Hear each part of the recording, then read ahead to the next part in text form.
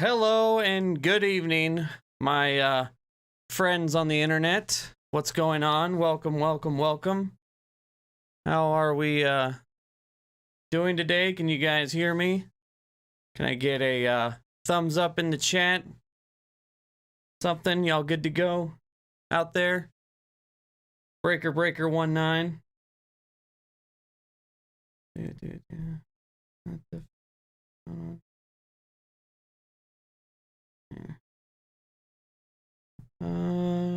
yeah, looks like we're good to go.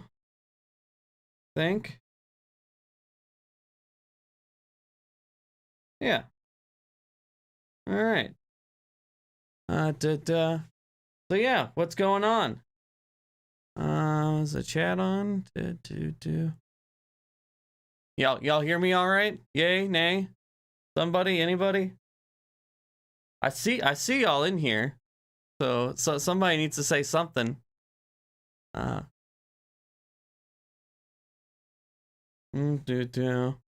Okay. I see how it is, guys. Is that how we're gonna play this? Just yeah, nobody type in the chat. Yeah. Hey, there we go. See, now I can fix it. Okay. So, okay. Well, let's get no, wrong one. There we go. Alright, so no reason to hello, what's up? What's poppin'? No reason to wait around. We'll go ahead and get into it. So I don't know if you guys saw this the other day, but the actually, you know what? I don't know if y'all saw this, but I just read this story, but apparently that guy, there was a guy, a pharmacist in Wisconsin that basically left out 600 vaccines, 600 vials, or 600 doses. I don't know if it was vials, but it's basically 600 doses of the vaccine. Apparently, he's some kind of crackpot conspiracy theorist that meant to do it on purpose because he thought it was going to change people's DNA. Yeah. Thought that was kind of interesting. You know, just further proof that we are really in the fog. Just, yeah, we're deep in it. If you saw my videos today on TikTok, you'll know what I'm talking about. But so yeah, so the Proud Boys, they seem to be souring on their relationship with the cops because they didn't let them commit domestic terrorism in downtown Oregon, Salem, Oregon to be exact. So we'll go through a couple of videos, and then Tim Pool, he made a ridiculous video about how, you know, it's the cops' fault, you know, and the cops shouldn't be basically they shouldn't be guarding Antifa, and they should just, I don't know, I guess let the Proud Boys kill the Antifa members. So I saw a few minutes of that, but I wanted to wait and I wanted to pick it apart on stream. So yeah, we'll check that out. But this is basically what happened. Also, if you just saw my TikTok, one of the leader of the Proud Boys just got arrested. But you guys on TikTok, I'm streaming on YouTube and Twitch. In case you didn't notice the banner back there, if y'all want to come over, hang out. What's up, Paul? How's it going? But yeah, so this is basically kind of what happened yesterday. They got into some shit. These are all Proud Boys right here. You can tell by the yellow.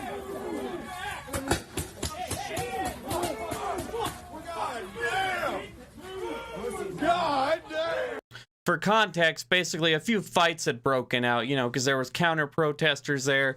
This was just some bullshit Stop the Steal rally. So that's kind of the backdrop of what's going on and why the cops are out there in full force.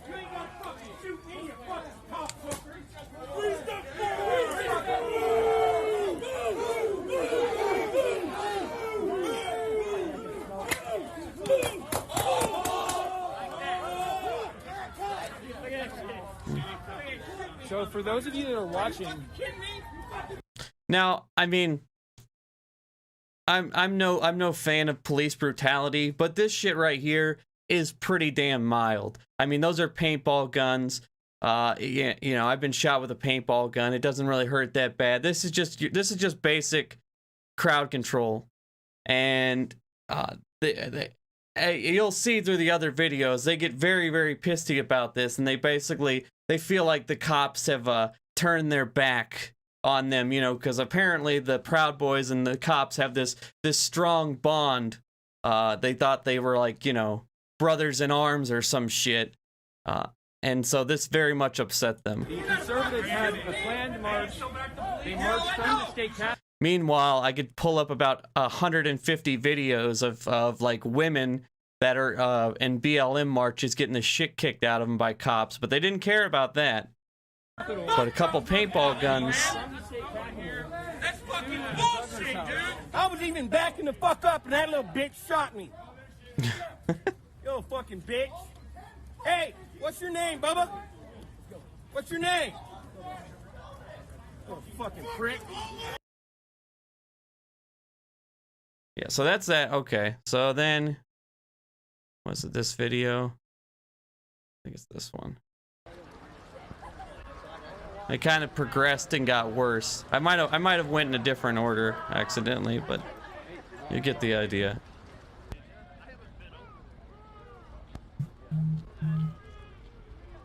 Mm-hmm.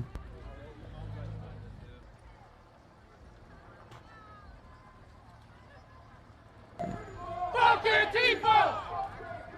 Fuck Antifa! You know, the usual. Fuck Antifa! Fuck Antifa! Look at this fucking Hogan's Hero motherfucker. Jesus Christ. Oh, I shouldn't body shame, but I mean, come on.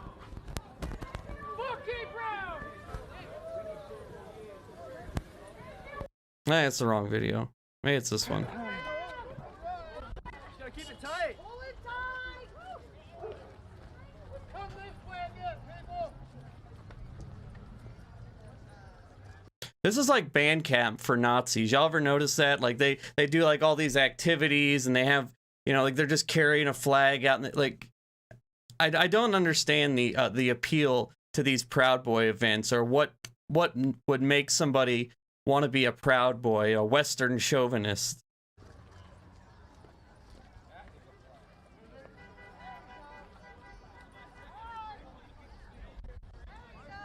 The roots of liberty have long been neglected. It will not be an easy or quick task to bring them back to life. So I pray to Almighty God and ask each of you to dig deep and steel yourselves for this war. The sunshine patriots will wane, and the summer soldiers will come and go. In the end, we must all search our own souls to determine how far we are willing to go to save this republic. Yes.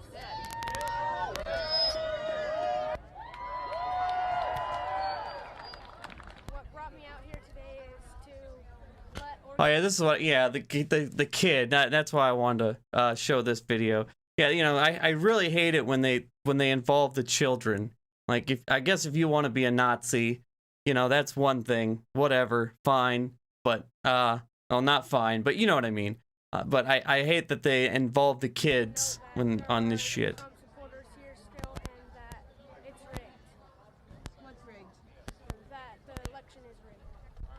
And to let Cape Brown know that we still are fighting for our freedom. My name is Jamal Filbert. I'm from Portland, Oregon, and the reason why I'm here. Anyway, so that progressed throughout the night, but then they had that beef with the cops. You know, they shot him a couple times, and then this was the scene that broke out. Fuck the brew. Hold on. Pop that back. Come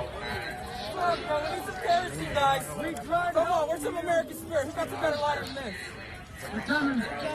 So now, because they shot a couple paintballs at him, they're you know, they're taking it to the Thin Blue Line merch. He's trying to light it on fire, but apparently he can't work a lighter well enough to light the thing on fire.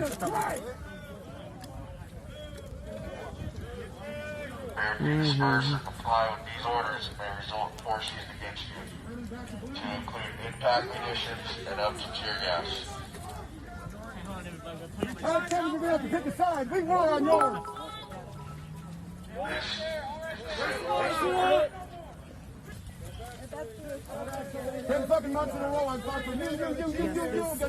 This guy gets all butthurt. He's like, I've been fighting for you guys for 10 months.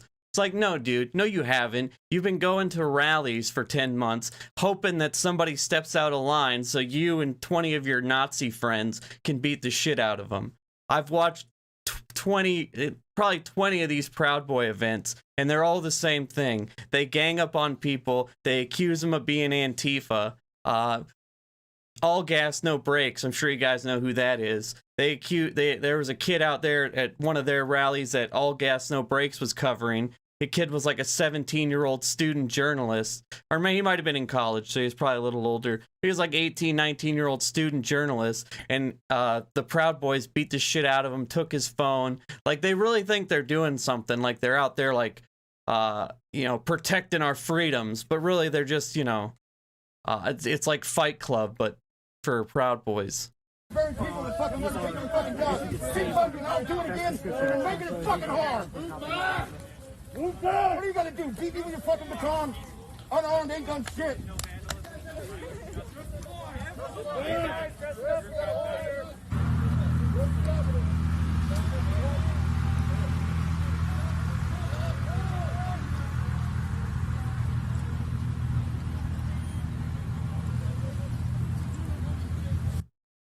And this was the final blow here. But I think it's so funny that like they let them march, they let them protest, they let them do everything as it was scheduled to go down. But because they wouldn't let them interact with the counter protesters, that's why they're getting so hot under the collar. And then we're gonna burn it. This is the video I shared the other day, or yesterday. Before y'all do that, that is an American flag. That is not an American flag. An American flag has nothing else on it. That is not an American flag. I call it off. Real quick, if you're on TikTok, and the link is in my bio to my YouTube and Twitch. If you want to watch the stream, it'd probably be so you can actually see what I'm watching. I can't really do both at the same time. And somebody, I don't know who it was on TikTok, yesterday during the stream, they gifted me a disco ball, but I didn't know how many coins that was. So thank you very much, whoever that was, because I didn't shout you out for that, and I'm really feel bad about it, because I didn't know how much a disco ball was worth. So thank you very much, whoever that was. These fuckers have fallen. They have fallen. When they stand for BLM and Antifa, they have fallen. Yeah. I know, I can't. Not for any of the many atrocities or the ridiculous blue wall issue with the police, or all the countless people's lives they've just snuffed out for no other reason than they were black. Not any of the many problems with the police. The reason that they're turning their back on them is because they stood up for Antifa and BLM, which by stand up they mean they wouldn't let them beat the shit out of them. Like, these people's brains are just, oh my god, they have fucking worms in them, man. I just don't understand it. That is it. They are the first. Like, I couldn't give a shit less about that flag, but like the reasoning behind why you're getting upset now is just fucking beyond me. Anybody want to walk on this? I'm glad to see all my regulars are in the chat. There you go. Nice to see y'all there. Fuck you. Oh. Yeah, I've been there for you all fucking summer. Fuck you. Oh, poor flag. Oh. Fuck everyone. Oh. Fuck you. Been there for you all fucking year. Only one punishment for treason. Fuck the blue. Fuck you.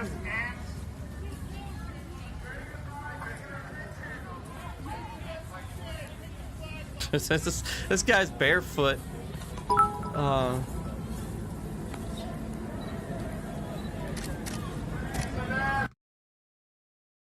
So yeah. So anyway, that's the pretty much the gist of the rally or protest, whatever the fuck you want to call it. I wanted to give you guys some basic context of what was going on, because that same day Tim Pool decided to make a video about what had gone on and how the cops are kind of are bad. They're the bad guys now because they turned their back. I wanted to show you exactly what they're so up in arms about. You know, just forget that the Proud Boys have been terrorizing the country in, you know, different ways. Like, you know, they try to compare the two groups, like BLM and Antifa, to the Proud Boys. Like, it's a completely different thing. But they try to, you know, they try to say, oh, you know, BLM and Antifa have been terrorizing the country, and now the cops are standing up for Antifa. But what we'll get into, we'll watch the video. In a stunning turn of events, conservatives and Trump supporters who brought a thin blue line flag to a rally in it's such a devastating event. They turned their back on us. Support of the police, threw it to the ground and stomped all over it in the mud before throwing the tarnished flag into the street in front of cops as they drove by.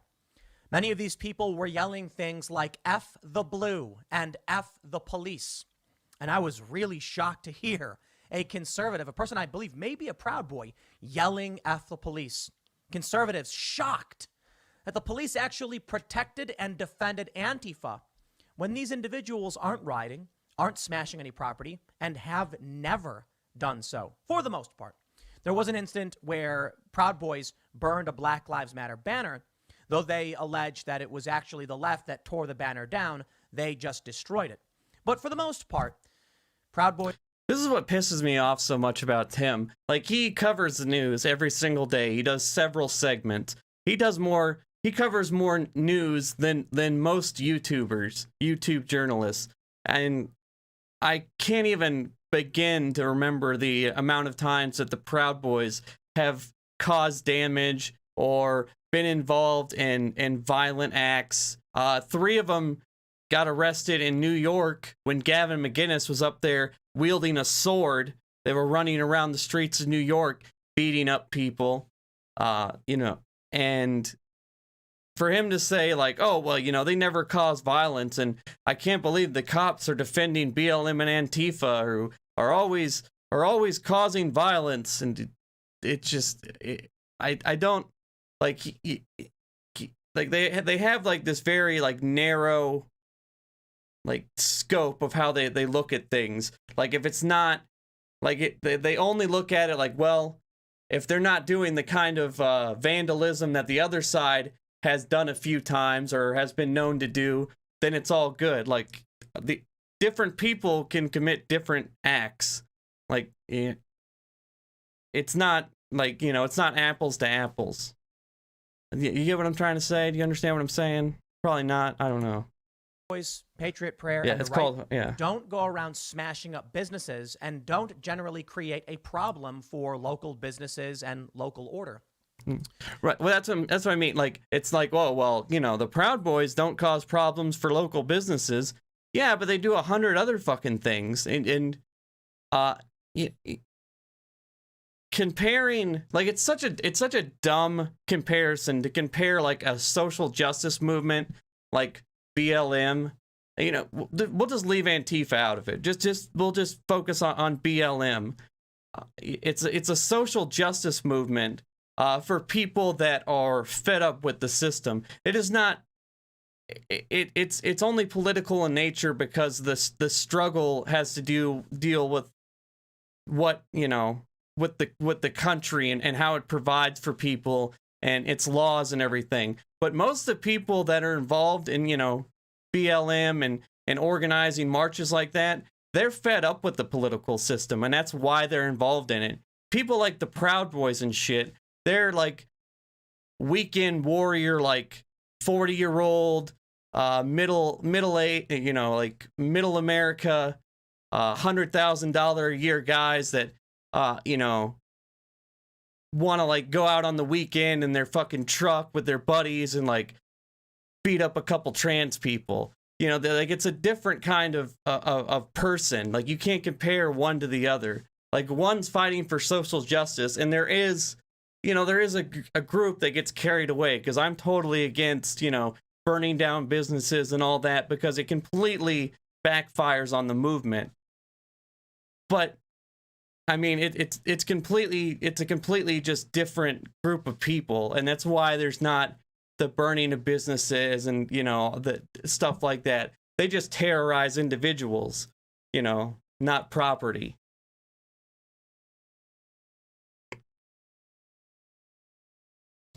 Yeah, exactly. Yeah. I can't I don't know how to exactly say your name, but it's exactly right. It's like saying a serial killer didn't rob a bank. Like, it's not a one-to-one comparison. These individuals, right-wing and conservative, being confronted by the police in this way for the first time was shocking to many of them. And now they're saying many of the things we've heard from the left. The police are losing what little support they had left. And boy, is this a mistake. There's no longer an argument that cops are just trying to keep us safe and have to deal with unruly crowds. When Antifa was going around destroying small businesses, I, of course, criticized Antifa for doing so. But the Proud Boys and the right-wing individuals that are out marching aren't destroying any businesses. So why are the police firing pepper balls at them? Why are they protecting Antifa? Because they're trying to beat up people, Tim. Because they're terrorizing individuals, Tim. That's why. Like it's like he thinks that, like, oh, they need to form an alliance with the Proud Boys because, you know, and the left is not on your side. Like, the cops are supposed to be neutral, dude. They're not supposed to take a side. It's not supposed to be, oh, well, the left doesn't like us, so let's form a pact with the right. And when we go to these rallies, you know, we'll push back on Antifa and BLM and we'll leave the Proud Boys alone.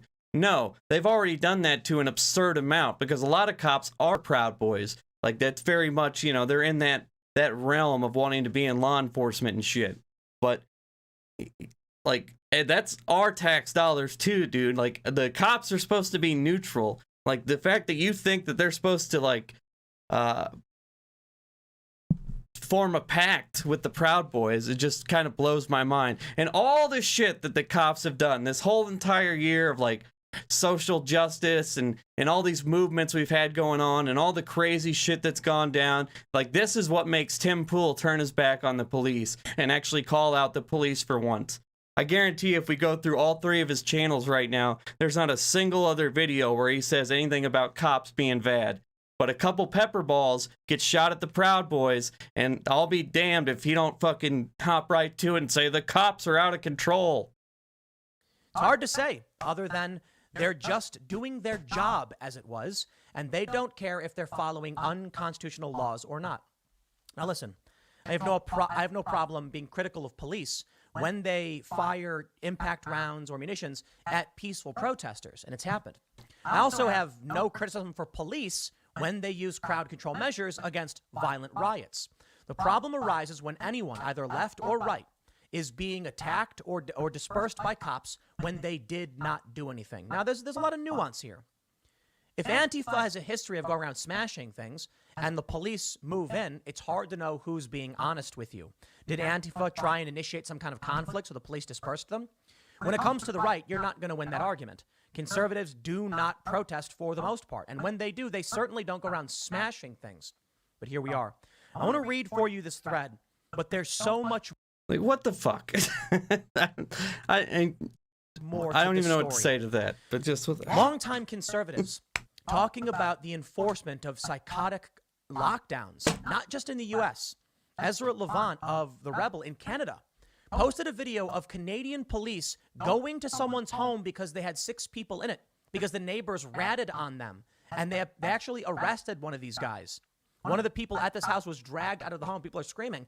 And this longtime conservative and longtime defender of the police actually put out a tweet saying that he will not be supporting the police any longer. I don't want to put words in his... What the fuck does a issue in Canada have to do with American police? This guy was grasping at straws so hard that he couldn't even find an incident in the States. He had to go to something in Canada.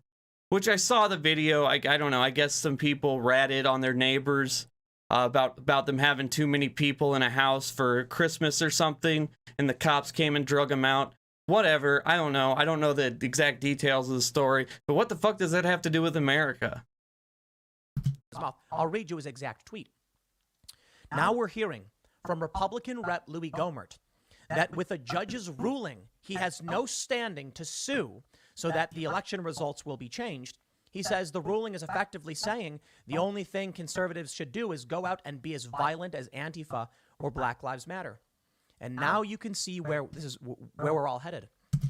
Now, I made that video about Louis Gohmert saying basically that the right should go out and riot because they lost that lawsuit a couple days ago, and I have not seen one single conservative pundit call him out for that. Can you imagine if AOC had said, well, you know, we didn't get a vote on Medicare for all, we should riot. We should riot in the street. That's a violence is the only thing that's going to get it done.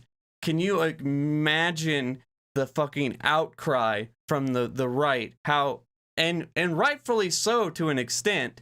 If someone's elected official is calling for violence for a completely bogus reason, Louis Gohmert wanted to subvert how we've been running elections for the last 110 years in his lawsuit. That's basically what he wanted. He wanted to set aside a law that was passed in 1887.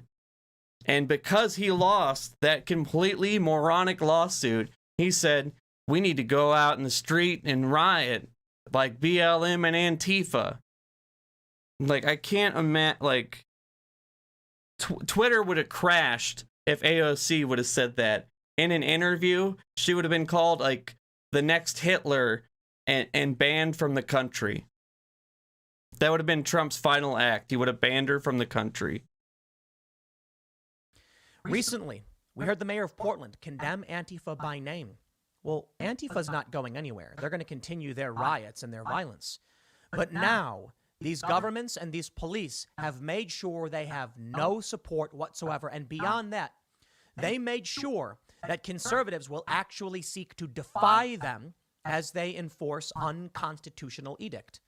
The police will have no support as calls for them to be defunded occur, and the police will have no support come January 6th when right-wing individuals and left-wing individuals show up. Tim, they're not supposed to give them support. The Proud Boys are not a fucking state-funded militia or something. They're a bunch of fucking alt-righters playing fucking dress-up and pretend. They're LARPers. They're alt-right LARPers is what they are. They're not supposed to support the police. We've already seen the videos of the Boogaloo Boys shaking hands with Antifa. Is it possible now that Antifa realizes the opportunity with angry conservatives? This guy finds one video of a Boogaloo member interacting with somebody who might be Antifa, and he's been riding that fucking wave for like 6 months. Like, oh, they're in cahoots. Who are pointing the finger at the police, the opportunity to say, okay, you guys do your thing, and then swoop in and take advantage. Could the same be said about the right, who now says, you know what, we're not going to bother Antifa, let them do their thing. The cops aren't on our side. The right has turned on the police, and I think we can expect things to get particularly spicy. Let me go through all this news for you, though, and show you what's going on with Republicans saying maybe it's time to get as violent, saying that people are being effectively told to get violent. And I'll show you what these individuals, these right-wing individuals did with this flag. Crazy stuff. Before we get started, head over to timcast.com/donate if you'd like to support my work. There are many ways you can give. I got a P.O. box. No shilling, Tim. Nobody wants to hear your shit. Conflict, calamity, catastrophe. The establishment elites have almost no support at this point. Nancy Pelosi's home gets vandalized. Nobody on the... Imagine, like, getting so fucking rock hard over a potential civil war. You hear him? Things are about to get spicy. The elites don't have any support. This is all because the Proud Boys got pepper balls shot at them. Or whatever. Paintballs, pepper balls, whatever the fuck they are. They did crowd control at a protest that was getting out of hand. And that is why this guy decided to make a 30-minute video talking about, oh, the right the right needs to rise up and violence in the streets and don't support the police anymore. The right is defending Mitch McConnell anymore for the most part. There's now reports that a bunch of senators are planning on rising up and objecting to the electoral count vote to defy Mitch McConnell because they say he's a poor leader who would not back the... Who is that I'm listening to? It's Tim Pool. Tim Pool made a video about the Proud Boys at the... Basically, he's saying that the Proud Boys need to not be on the side of the cops anymore because, you know, because basically they push back against them in the Salem, Oregon protest. The links are in my bio, guys, if you want to come over to my YouTube, just so you can actually, like, see what I'm watching and shit. Much better experience than TikTok. I just put it on TikTok so you guys know I'm live. The president. It's all breaking apart. This is going to get, well, spicy. But don't forget to like, subscribe, hit that notification bell. Let me show you this thread from Ford. We might have a civil war, but don't forget to subscribe. Fisher, a journalist. He tweets, yesterday, following a pro-Trump anti-lockdown protest in Salem, Oregon, riot police fired sting balls at conservatives and Proud Boys who refused to step back while trying to confront counter-protesters. In fact, in this video, there's one guy who says, this guy fired at me as I was backing up. Amazing. That's something we hear from the left all the time. Now, listen, there's a difference between anti-fascists, you know, Antifa, I don't want to call it, Antifa, you go there. And I'm sorry, what? There's a difference between Antifa and anti-fascist. No, that's the same thing. The same thing. Antifa is anti-fascist. Rioters. And the police start firing at the crowd because they're not backing up. And then they get mad that they were fired upon. But these groups, well, they riot. Conservatives, cops had no reason to do any of this. The cops could have just moved forward, and that would have been the end of it. But they started firing at these people. This is crazy. This is such, like he's literally got the videos in front of him, and this is such revisionist history bullshit. Like, yeah, the cops, like, you guys saw the video. The cops were a little aggressive. You know, it was a little over the line. They probably shouldn't have shot at the guys. But it's a bunch of, like, giant dudes that are armed. Like, you know, they're fully armed. They got tasers, fucking AR-15s, the whole 9 yards. They got a whole giant crowd of them, you know. And they, you know, you see that it's a giant, big, you know, a bunch of big fucking dudes. So they, you know, they did crowd control on them, which they shouldn't, you know. I don't want them to fucking do that. But against these fucking guys who are out there for no other reason than to cause trouble, they're not fucking oppressed. They're not, you know, they got fucking $10,000 worth of gear on every one of them. They're just fine. They're out there to fucking raise hell, and that's the only reason. So yeah, they pushed back on him a bit. This guy's like, oh, they violated their constitutional oath. Crazy. Ford says, in the moments before the sting ball incident, portions of the right-wing crowd, including Proud Boys, came across a group of counter-protesters identified as Antifa and began chanting F Antifa before police stepped in between. Folks on the right got particularly agitated as two of the BLM counter-protesters made their way around the police line, one with a paintball gun and one with... The guy whose Twitter feed he's on is like a alt-right news guy, by the way, that Ford Fisher. He's actually the one whose videos we were watching. He's, you know, he's a Proud Boy fucking media guy. With a firearm. What the F is going on, asked one. Remove this man right now, he ordered cops who didn't listen. Police charged at the right-wingers as a fight seemingly broke out in the distance. Officers deployed tear gas and at least one flash grenade and made a single arrest of a right-winger toward the end of this clip. Just tell them we're Antifa and they'll give us... Well, they'll service us, I'll put it that way. Yelled the conservative, angry that one of his comrades was being arrested. Police continue to push forward against the right, using sting balls and tear gas. No more backing the blue, one yelled at them. F the blue. Originally, this sweatshirt reading Back the Blue PDX with a thin blue line was brought... So basically, they saw some Antifa members. They tried to engage them. The cops wouldn't let them. So fuck the police now.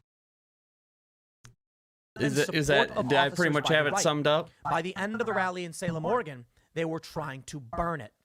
As the police dispersed, The right-wingers took turns stepping on the thin blue line flag they had originally brought to support the cops. You have been declared to be treasonists. Only one punishment for treason. F the blue. In an amazing... Look at that. I'm sorry, but this is just the most snowflake shit I ever seen in my life. Like, these guys, big fucking, supposed to be big, bad, tough guys, and they are just so fucking butthurt about getting a few pepper balls shot at them. Like, who just said it in the chat? Yeah, Joe. Like Joe said, you know, we all seen tons of videos of BLM protests this year, and the cops were fucking brutal at every single turn. In fact, here, hold on. See if we can,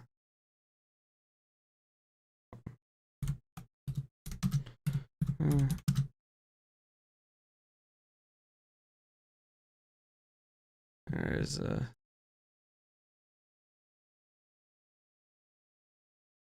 where's it at? Where's it at?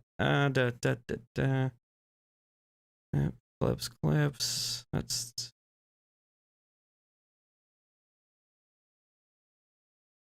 That's John Krasinski.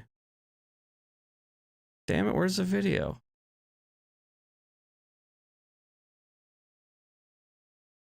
Is that it? Oh, here it is. Here's what, Okay, so it would take hours to show you all of these clips. The big deal? This is what, the left had to deal with all year.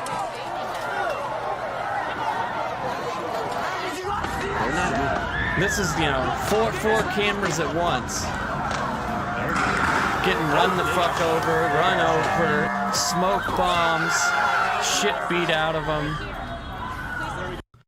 You know, that's what, and the whole time that was going on, whole time all that kind of shit is going on, this guy right here is one of the main ones. 100 million views a month this guy gets, saying, well, if they'd have just complied, if they'd have just followed the law, you know, everything would have been fine. Oh, Ahmaud Arbery, he was no angel. George Floyd, oh, he was no angel.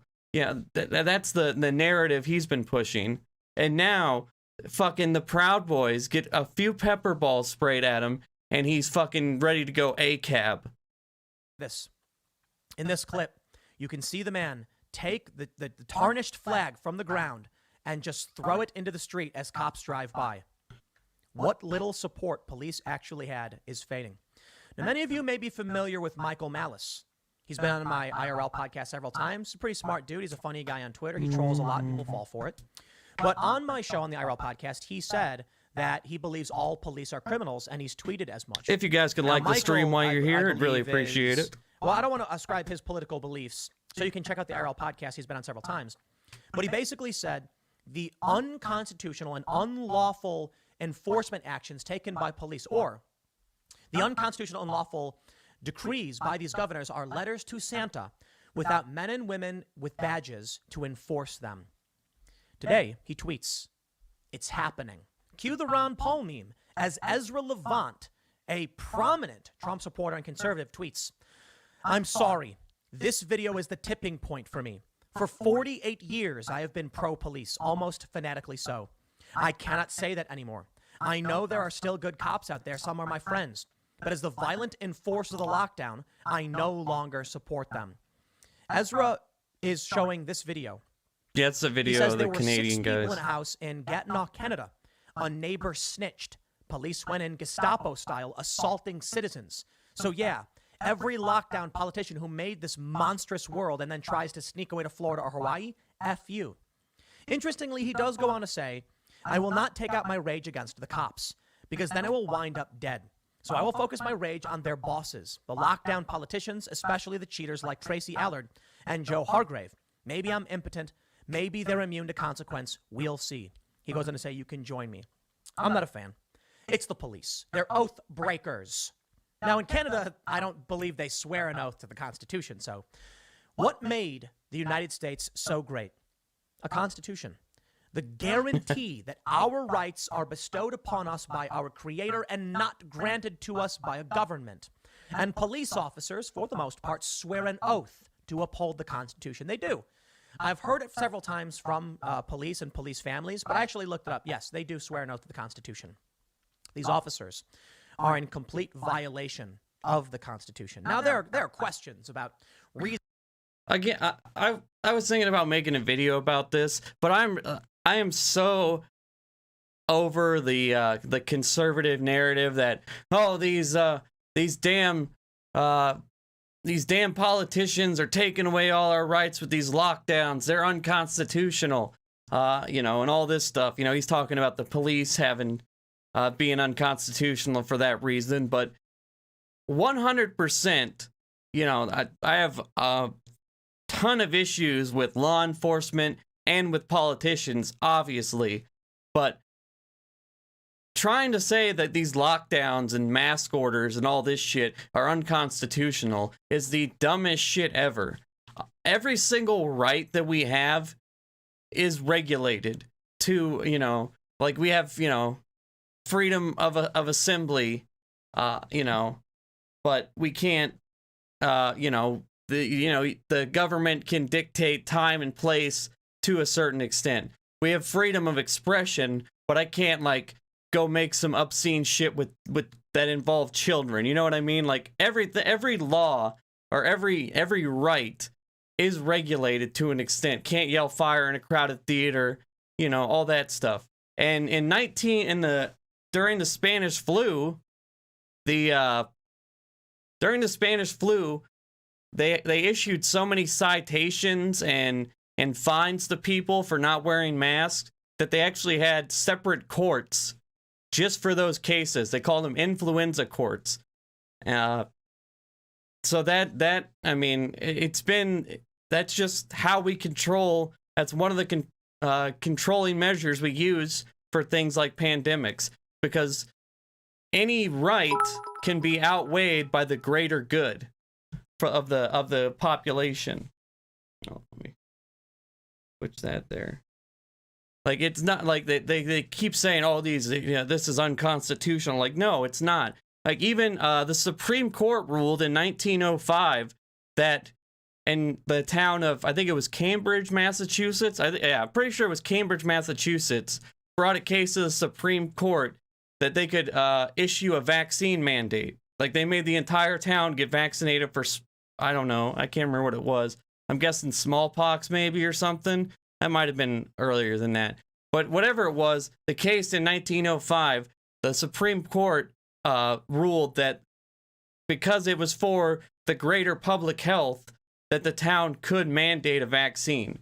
I mean, fines. They even jailed some people for not wearing masks back during the Spanish flu pandemic. Like, this is not something new. It's just a controllative measure. Maybe if you guys would stop preaching all this bullshit, fake news, masks don't work, COVID is fake, only 6% of the people actually die from COVID. I mean, it would take me 4 hours to list all the horse shit. Maybe if you stop preaching that and actually just tried to, adhere to the lockdown measures and the things we needed to do that have been proven to work, we wouldn't be in this situation. Instead, you just want to bitch about it and, because God forbid you have to do something to help somebody else.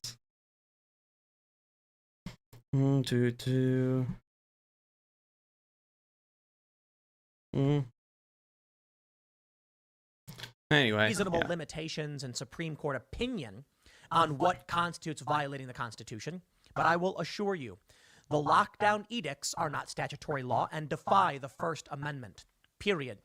Now, there are many people...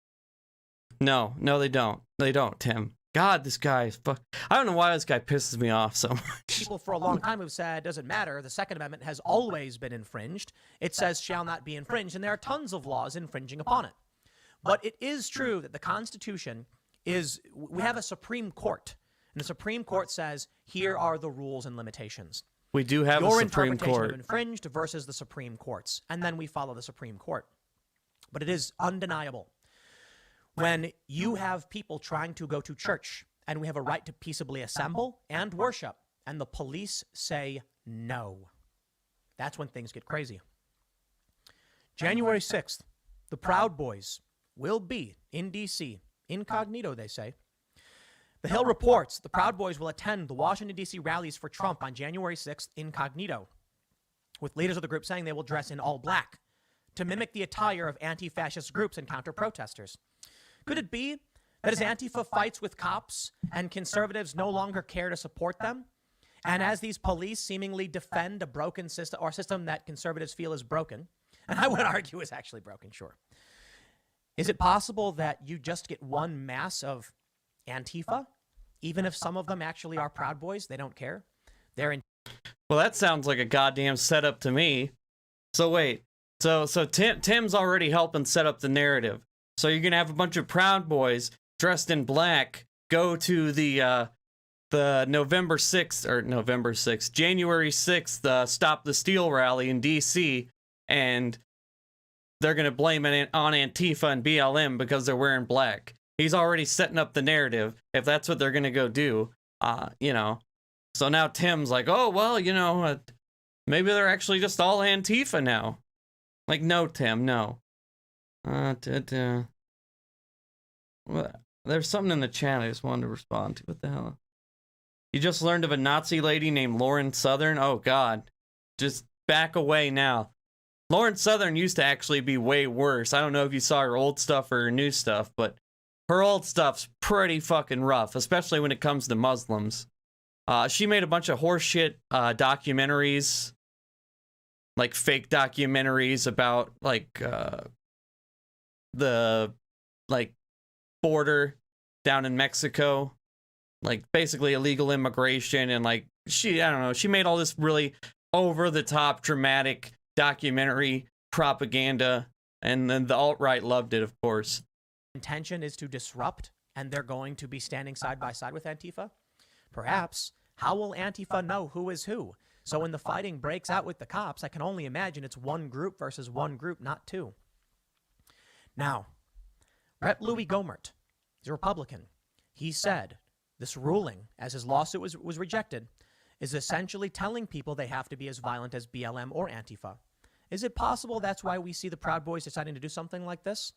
Here's the story, and this ties into what's happening with this ongoing legal action and the objections. The New York Times reports federal judge dismisses election lawsuit against Pence. President Trump's congressional allies had hoped. Again, I can't get over how he's actually defending not only the Proud Boys in this situation, and basically saying that the Proud Boys should go out and commit violence. That's basically what he's justifying here. He's doing it in his weird Tim Pool way, where he has, you know, plausible deniability. But not only is he defending the Proud Boys, but he's defending Louis Gohmert, who again said that people should commit violence because he didn't get his way on his lawsuit. If you wanted to know how these people were full of shit, especially this guy, and that it's just about appeasing the mob, the conservative mob, this video will let you know that. Because had this been anybody on the left, he would have fucking filleted him. He would have made 17 videos about it. But when Louis Gohmert says it, he's like, I don't know. Maybe it's a good idea. Maybe Louis Gohmert's right. Maybe it is what we have to do. To give the vice president the power to reject election. Yeah, this is treason. They're all fucking treasonous at this point. Every single one of them. At 95, 95% of the GOP conservative base is just a bunch of treasonous assholes that you just have to secede. Just go take all your low tax states or no tax states and just secede, because you guys don't want to be part of our country anymore. Or it doesn't seem like that anymore. I mean, I'm pretty reserved when I go to saying that people are treasonous or Nazis and all that. But this last fucking week, man, my God, the shit that they have defended and done, it's just fucking ridiculous. The conspiracy theories have ratcheted up to a fucking all-time absurdity. I'm sure you guys saw my TikTok today from what Lynn Wood had to say. That crazy motherfucker. But yeah, they are very much treasonous. For Joseph R. Biden Jr. They say Judge Jeremy D. Kernodle of the Eastern District of Texas ruled that Republican lawmakers led by Rep. Louis Gohmert of Texas lacked the proper standing to sue Mr. Pence in the matter. The lawsuit challenged the more than century-old law that governs the Electoral College process in an attempt to expand an otherwise ceremonial role into one with the power to reject electoral votes that were cast for Mr. Biden. As the presiding officer of the Senate, I think it's really funny that for basically all of history, it's been a long-running joke that the vice presidency is just kind of a show pony position. It has no power, and it's just kind of always been that way, and people have always joked about that. But now the Republicans are trying to make it literally a kingmaker position. Like, he's basically trying to give Pence the power to pick the president. Like, as if that is how that's supposed to work at all. I just find that very funny that they're trying to go from the vice president not really mattering at all to being the most important position there is. Mr. Pence has the responsibility of opening and tallying envelopes sent from each state and announcing their election results when Congress meets on January 6th to certify Mr. Biden's victory. Mr. Gohmert, along with his colleagues and electors in Arizona, had hoped the lawsuit filed on Sunday could force Mr. Pence to take on an expanded role, opening the vice president up to pressure to invalidate the election results. But Judge Kernodle, who was appointed by Mr. Trump, dashed those hopes on Friday. Though Mr. Gohmert said in an interview with Newsmax that his lawyers would appeal, his decision came a day after the Justice Department asked him to reject the lawsuit. The department also argued that Mr. Gohmert did not have standing to sue Mr. Pence over performing the duties as defined by the act, but maintained that he should sue Congress, which had passed the original law. Perhaps that's the answer. And now we see Louis Gohmert's response. Now, this is a tweet from Aaron Rupar. Aaron often pulls things out of context, and he's pretty notorious for it. But he tweets, Louis Gohmert on Newsmax, quote, "But if the bottom line is the court is saying, quote, we're not going to touch this, you have no remedy. Basically, in effect, the ruling would be that you got to go to the streets and be as violent as Antifa and BLM. Gohmert says that if Congress doesn't overturn Trump's election loss, quote, it will mean the end of our republic, the end of the experiment in self-government. Maybe. But Mike Pence himself has already rejected this. Is that what it means? I mean, Biden won the election, and he should be president. That's what it means, not the end of our country as we know it, Tim. I love how I just, Gohmert makes this giant, huge statement. He's just like, I don't know. Maybe not. From CNN, Pence asks judge to reject Gohmert lawsuit, asking the VP to interfere in the Electoral College count. Sorry, you're not going to be getting what you think you're going to be getting. Mike Pence is not going to stand up and defy the system. Donald Trump, in my opinion, will not be winning any constitutional process to be president. Now, as many state attorneys general start ramping up criminal probes into Trump, I have to wonder if Donald Trump is going to choose to fight or surrender. If Trump does just eventually give up, I believe it's possible he will be arrested at the state level. Now, in the past, there were concerns as to whether he would be arrested at the federal level. So I'll clarify. I really don't see Joe Biden going after Trump in that capacity, the same as Trump didn't go after Hillary. But at the state level, you have zealots.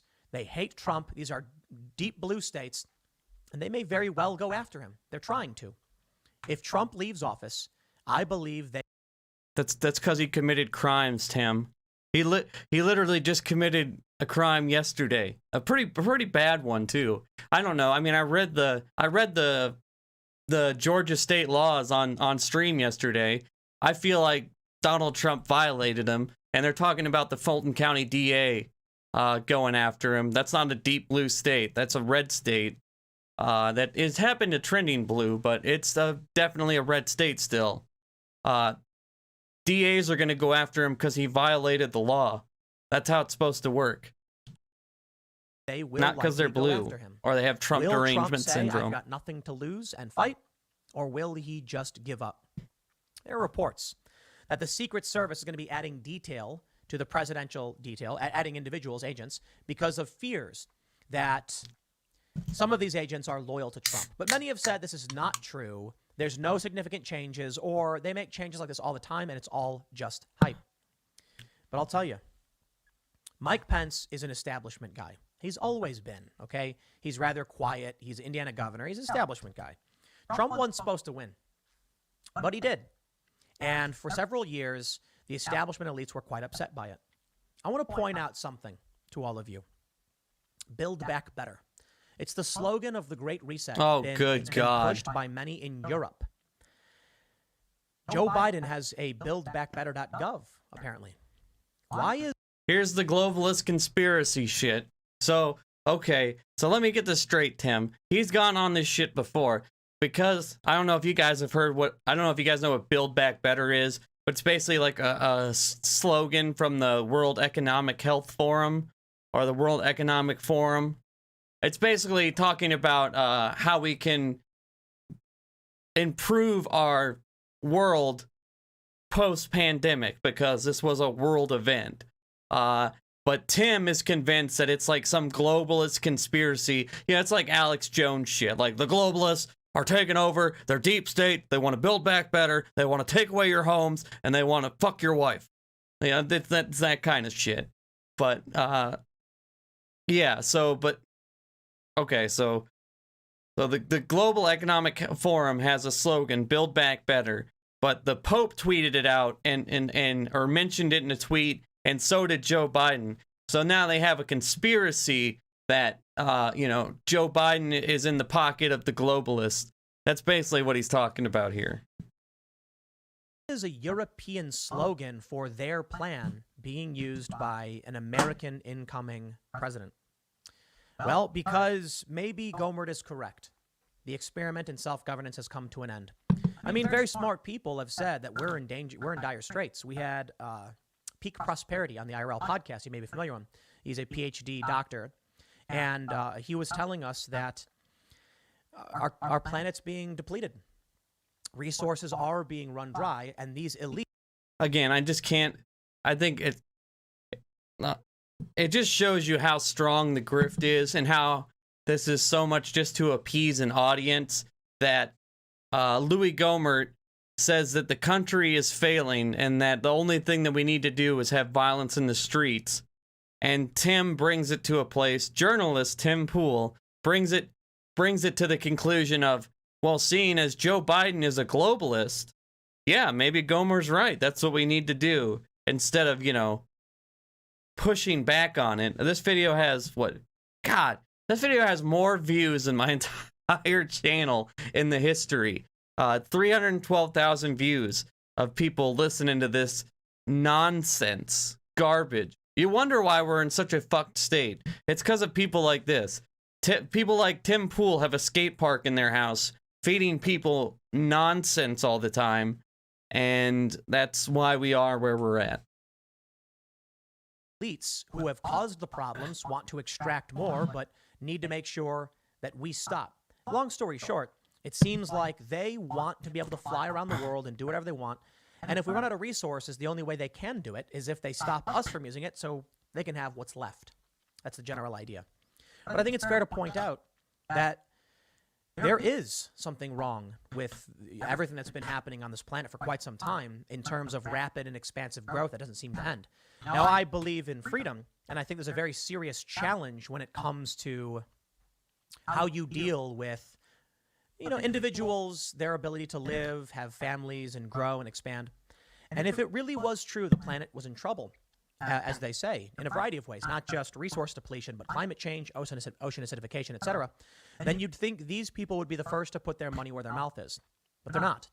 These are the elites who claim that we have to all pitch in, we're all in this together, and then in every possible way, they lie, cheat, and steal.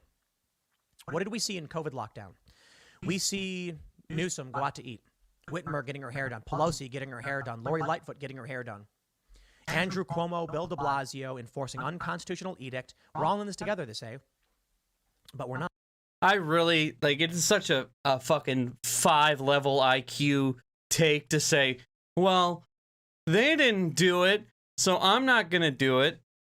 like, hey man, newsflash, we all know that politicians suck, and all those people you just named, yeah, they're hypocrites. They're shitheads. They're the 1%, and the rules don't apply to them for the most part, and that sucks, and it shouldn't be like that. But that is not a goddamn reason for you to be like, oh, well, you know, they don't have to wear masks when they go out, so why am I gonna wear a mask? Like, this is conservative hype house level fucking takes. Like, this is brain dead shit. Like, it's basically saying, well, they don't give a fuck, so I'm not gonna give a fuck. Like, that's not how it works, man. Like, we're not helping out anybody if we all just say fuck it. That's not how anything works, or how anything works well. They do the same thing with climate change. Like, oh, the people that tell me that emissions are hurting the planet are the ones that take private jets. Like, it is such a way more complex problem than that, my guy. That is not how it works. The way we solve climate change is with policy, ideas, renewable energy, pushing for, you know, different rules and regulations, not Bernie Sanders not taking a private jet because he's running for president or whatever, you know, stupid shit like that. That's basically where this take is at. Like, oh, well, the 1%, they got to go out and party, and the TikTokers were having influencer parties, and Nancy Pelosi went and got a blowout, so I'm not going to follow any of these lockdown restrictions. Like, dude, holy shit. Not. They clearly aren't. They can do whatever they want. And then we can look at the climate change promoters, the individuals who have been the staunchest advocates for doing something about climate. Of course, that's that's right where he went too. Yeah, like their talking points are so like, it's so structured and so set because they use the same ones every time. You almost know where they're gonna go with it. Like, I didn't know he was gonna bring up climate change, but of course he does, because it's the same low-level IQ take as, oh, somebody else didn't do it, so I'm not gonna do it. Climate change, and what do? Fly around on private jets and buy beachfront property. But if the ocean levels are going to be rising, who would want beachfront property? That seems to make no sense. And therein lies the break in. And that's another dumb thing. The climate change, it's like, oh, they're flying around on private jets. It's like 70% of the emissions on the planet is caused by 100 companies. And them's the breaks. So it's not because somebody took a cab or took a plane. That's not the reason we have issues with as far as climate change goes. It's because of fossil fuel, pretty much the fossil fuel industry as a whole. That's the reason we have these serious issues. Maybe instead of giving, I think it's like 30 billion in fossil fuel subsidies every year, maybe we should fight and push for some regulations on those companies so they can't, maybe like a carbon tax or something, so they can't pollute our earth and just get away with it scot-free. Not AOC, not flying in a plane, Tim. Like, seriously, these takes are just so low IQ'd, man. Trust. I'd like to believe that we can all come together to help save this planet. I think it's visible, like in certain. Like, I have a truck, like an F-150 truck, and like, you know, like my stupid friends on Facebook will be like, "Oh yeah, so much for being a liberal, huh? Or Mr. Progressive." You know, driving around in that truck. What about climate change? Like, that's how bad that take is. I expect it from people on Facebook, not from a journalist. Certain way in certain areas where you can see that humans have caused expanding damage to the planet in a variety of ways. But if the elites who are saying it will defy their own rules and restrictions and orders, why would anyone believe them? Worse still is the main point of this video. The fact that Tim Pool believes in climate change, says there is climate change, but elites flew on planes, so fuck that. There are police who will break the Constitution with a smile on their face. I want and to fight laugh. this guy. They put the boot on your neck. Now, there's a variety of reasons they do it. I think the main reason is simply they can see the other side. They That's can funny. see what it's like for people who have no jobs, whose businesses have been destroyed. And they think to themselves, I can choose to be the person with no money who's desperate, or I can choose to be essentially immune, to get a paycheck and to be above the law, to boot stomp and beat individuals who have been destroyed by this and just not care. And that's why we see it all over the world. I should say throughout history. Most notably, Are the elite spicy? That's funny. Does he do blood dome matches? I don't know. I wish he would, man. Like, Tim is like one of the worst. I swear. There's not too many that are on Tim's level. And again, he gets 100 million views a month. He's probably, if he's not number one, he's top 3 conservative commentators on social media anyway, on like YouTube. As far as YouTube goes, I don't think anybody gets more views than Tim. And it's just complete garbage. Like, you know, this is bad juju right here. And he's just killing it.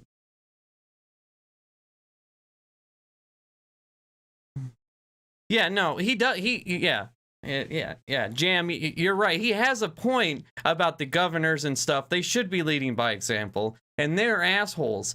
But that doesn't negate everything that's going on. You don't get to completely throw away the science and everything around the lockdowns. Like, we know that what we need to do is we need to do the right thing, and we need to vote those people out and campaign against them and call out their hypocrisy, not say fuck our fellow man because Nancy Pelosi did something shitty. Because newsflash, as long as Nancy Pelosi's around, she's going to be doing something shitty. You know, same thing with the climate change stuff. Like, yeah, okay, China is admitting a lot of admissions. That doesn't mean we shouldn't be working towards, you know, being carbon, what do they call it? Carbon neutral, I believe is the term.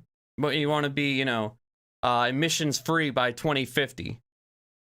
You know, we should still be working on that stuff, even though other countries are polluting. And not to mention that, you know, renewable energy is the way of the future, and we want to be on the forefront of those markets. What we saw with fascists. But that's another video for another day. 100 years. I'm not just going to play to World War II Germany. I mean, you look at communist China and you look at Russia. There are individuals who are in the guard, in the army, and they say, better you than me. And now we're here. It wasn't supposed to be this way. Why? Well, we have a constitution that guarantees our rights. The only problem is these police officers will absolutely stomp all over you. Just stomp all over you if it means they stay safe. And it's creepy. And it's scary. And it gets even scarier. I'd like to show you this. Assembly Bill A416. With a warning to the left and the right about what the New York State Senate... All right, I don't care about this.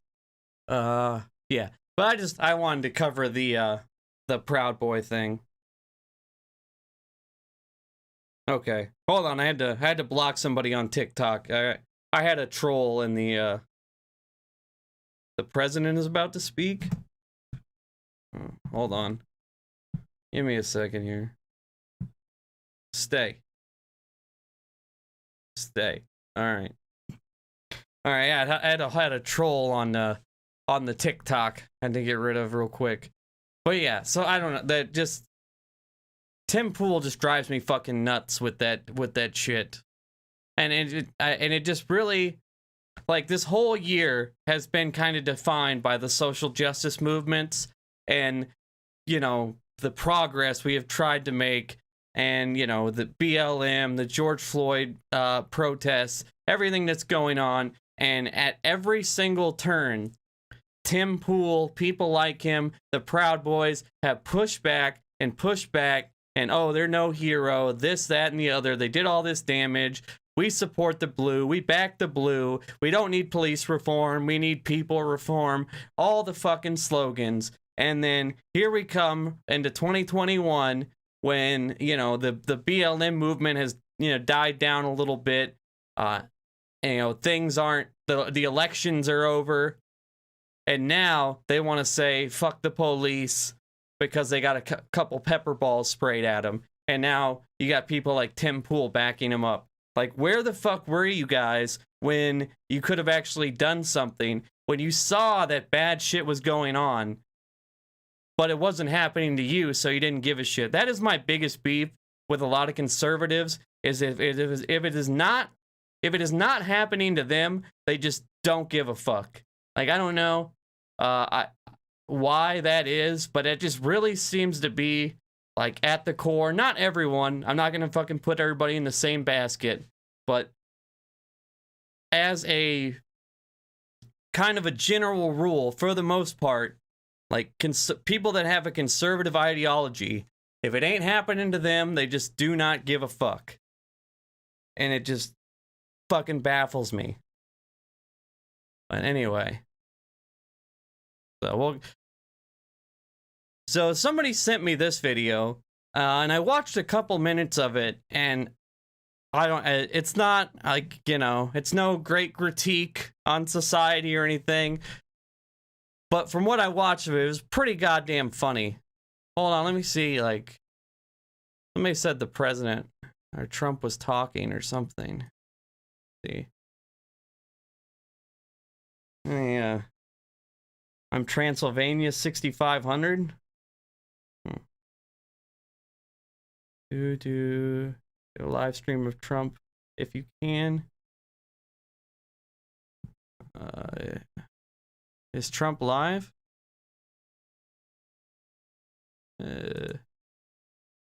Hold on. That's me. Oh, yeah, he is live. Happens over the next Let's see what's going on here. You watch what's going to come out. Watch what's going to be revealed. You watch. Why is he? You can't even see his face. And I have to tell you that the stakes of this election could not be higher. You vote tomorrow. You want to go out tomorrow. People want to go out. They don't want to do the ballot thing. They don't want to do it unless it's the other side, in which case they just print them out. They don't want to do it. They want to go and vote. And make sure your vote is counted. If you could like the stream while you're here, really appreciate it, by the way. For you. Your vote tomorrow will decide which party controls the United States Senate. Can you guys hear it all right? Democrats are trying to capture Georgia's Senate seats so they can wield unchecked, unrestrained, absolute power over every aspect of your lives. If the liberal Democrats take the Senate and He the looks White like House, a potato. and they're not taking this White House, we're going to fight like hell. Real quick, just want to say tomorrow night, me, my dude, intolerant leftist Jay Vakai, and a couple others are going to be covering. They're going to be on my live stream tomorrow night. We're going to be covering the Georgia runoff. We're going to be covering the results live. So that'll be tomorrow night. Probably going to start around 8 o'clock because I want to be live when the results come in. So yeah, make sure you check that out. And if you're a regular of the live stream, or if you like watching my live streams, please consider following me on Twitch, because I'd really like to start going live just on Twitch, but my audience is way too small just on Twitch. Like, I have to go live on YouTube for now. But Twitch is just a much better platform. So if you could consider following me on Twitch, I'd really, really appreciate that. And yeah, make sure you sign up for my Discord, because my Discord's awesome. And you can put videos in there that you want me to react to on stream. And I might even start having people on stream, like do like a call-in type thing. So yeah, and I got to do that through Discord. So if you guys want to be a part of that, make sure you join the Discord, Discord, and follow me on Twitch. All right, let's get back to this shit. Hell, I'll tell you right now. Thanks for the bag. Sweet. You know, yeah, the Discord's in my bio. You can lose, and that's acceptable. You lose, you go, and you go. Everything is in my bio on everything. Say, maybe I'll do it again sometime, or maybe I won't, or I'll get back to life. But when you win in a landslide, and they steal it, and it's rigged, That's not acceptable. Get the fuck out of here, man. Then you have a Look at these country comments. that would be run if these two don't win, and if we don't take the presidency. You have a country that would be run by Schumer, Pelosi, and Biden. The people of Georgia will be at the mercy of the left-wing socialists, communists, Marxists, and that's where it's going. You know, we don't like to use the word communist. How about the press? Look at them back there. Look at all of them. How about the press? It's a lot of press. Oh, boy. That's a lot of press. Hey, You know, that sounds like they've a... gone silent now. They have a new thing. They used to Sounds fight like a me left, follower. right. I'd go, I they'd can't... go, I need to... I'd win, they'd I need win. another monitor. But people would hear. Now they don't want to talk So about I can see what's Unless going they on. can say something bad about you, they don't want to talk about it. So if we talk about certain subjects that you've been watching over the last 6 months, all of a sudden they were getting... By the way, did you guys see the Secretary of State in Georgia just completely refute all the bullshit that Trump was saying earlier today? It wasn't the Secretary of State, but it was a guy that works in the Secretary of State in Georgia's office. He went line by line and said, this is all bullshit. Here's the data. That's all bullshit. Here's the data. This is also bullshit. That we don't even know what the fuck he's talking about. It was pretty good. I was busy doing something, or I was going to go live and watch that, but it was great. clobbered. So they went stone cold silent. Big tech. The hand sign guy, yeah, he is silent awesome. anymore. They don't talk The about it. bald dude. And that is the beginning of communism. That's exactly what happens. Get the fuck out of here. These people don't even know what communism I think is. they hate our country and they despise Georgia values. And I think a lot of you despise them. As you know, there's nothing the radical Democrats will not do to get power that they so desperately crave, even the outright stealing of elections like they're trying to do with us. We're not going to let it happen. Over the past, and I hope Mike Pence comes through for us, I have to tell you. I hope that our great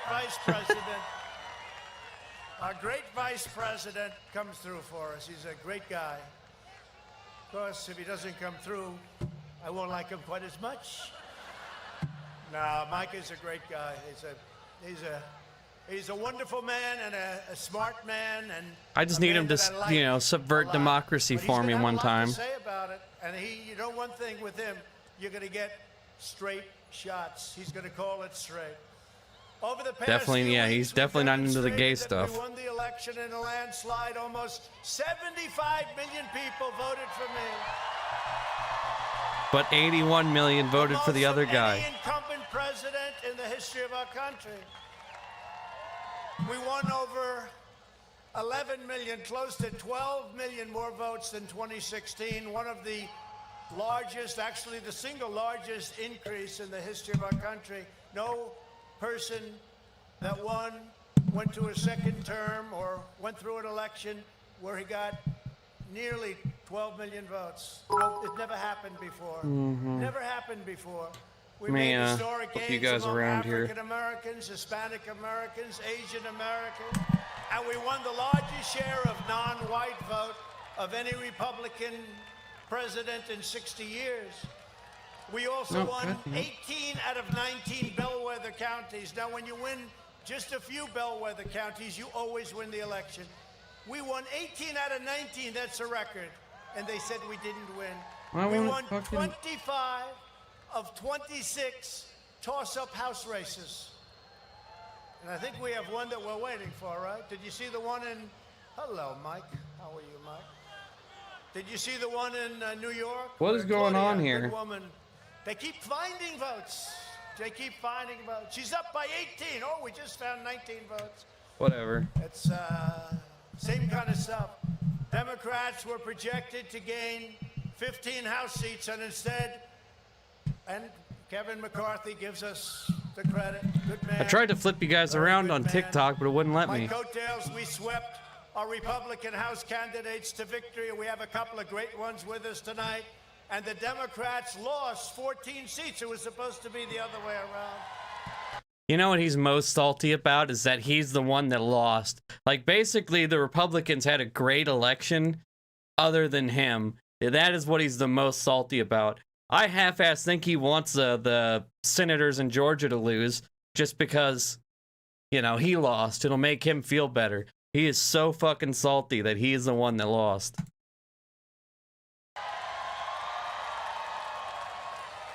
And when that happens, no president loses. Yeah, exactly. The House elections weren't rigged, but his was. The fact is, we won the presidential election. We won it big, and we're going to win tomorrow. We're going to win it really big. Oh, thanks, man. Appreciate that.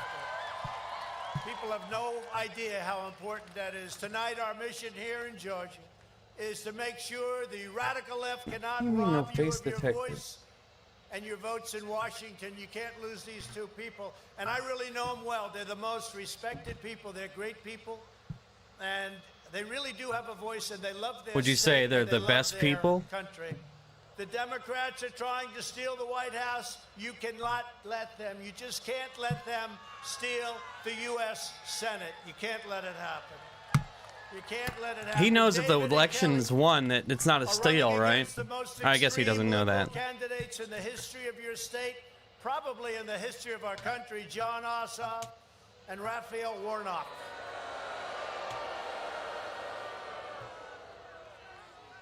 Well, you know, I beat Ossoff once, running against a very fine woman, Karen, who you know.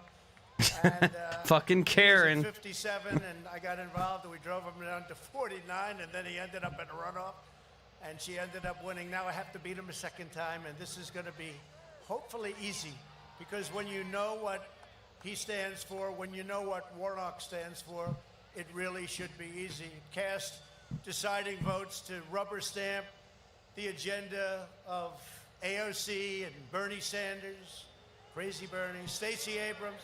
What's with this Stacey Abrams? How dare she sign up black people to vote? Why is she doing that? Your governor and your Secretary of State, they're petrified of Stacey Abrams. What's that all about? Did you see this consent decree they signed? He's such a fucking lounge comedian. Well, let me tell you about this. What they have done to your state, I think most people have no idea what they've done to your state. That consent decree of these two people, I don't know. They say they're Republicans. I really don't think they are. They can't be. Like if we want to have a special session, because your legislature's excellent, they want to have a special. Why wouldn't they let us have a special session? If they. All right, we might pop back over to that. But so this is at I wanted to show this fucking chaos. This was at a Trump rally or a Stop the Steal rally the other day, and from what I saw of it, it's just pandemonium.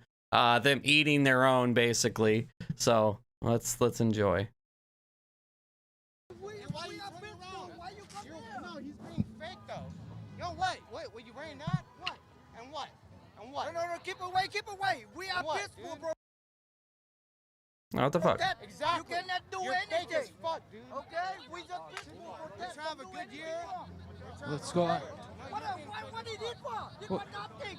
Nothing to stop our. Hey, I saw you in D.C. Hey, by the way, I saw you in D.C. Hey, guess what? I saw in D.C. at Nick Fuentes. Hey, I saw you at Nick Fuentes' speech at D.C., by the way. I saw you there. And you're doing the exact same thing you're doing right now. What is he doing? He's fucking trying to manipulate people. So basically, like this kid, the backstory is this kid thinks that the other people that are Trump supporters too are actually fake Trump supporters because he saw them at another rally. It is kind of the backstory that I got from the couple minutes I watched. And I'm from here. Well, I'm not from here exactly. I'm from LA. So yeah, this is at a rally. And so this guy is like, he's playing, you know, gatekeeper for the Trump supporters. He claims these people are fake Trump supporters. So he's trying to fight him, I guess. I went all the way to D.C. and I'm watching you doing the same tactics in D.C. when we spent $300. Let's see if I can turn this around. I'm sorry. Fear, need for hope, not for fear. Get away. Don't tell us to stop and drink our freedom. got a paper? Is he?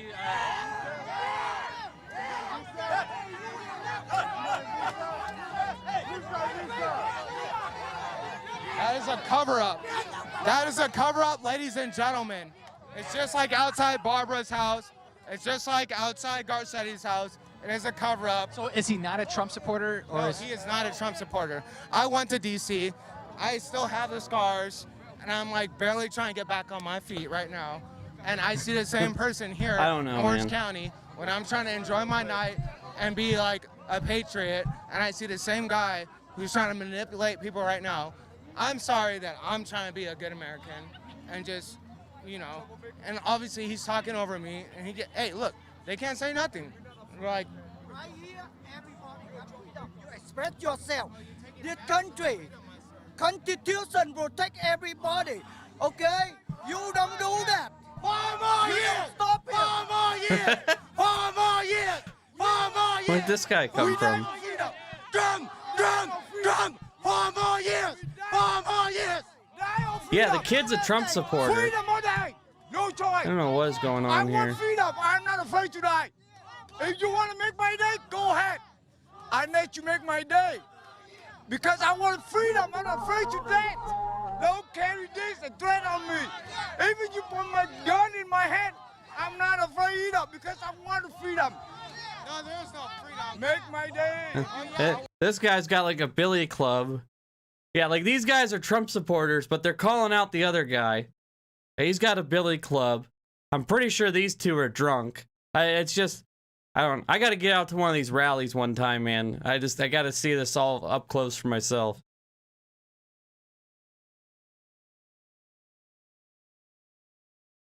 Play. There you go.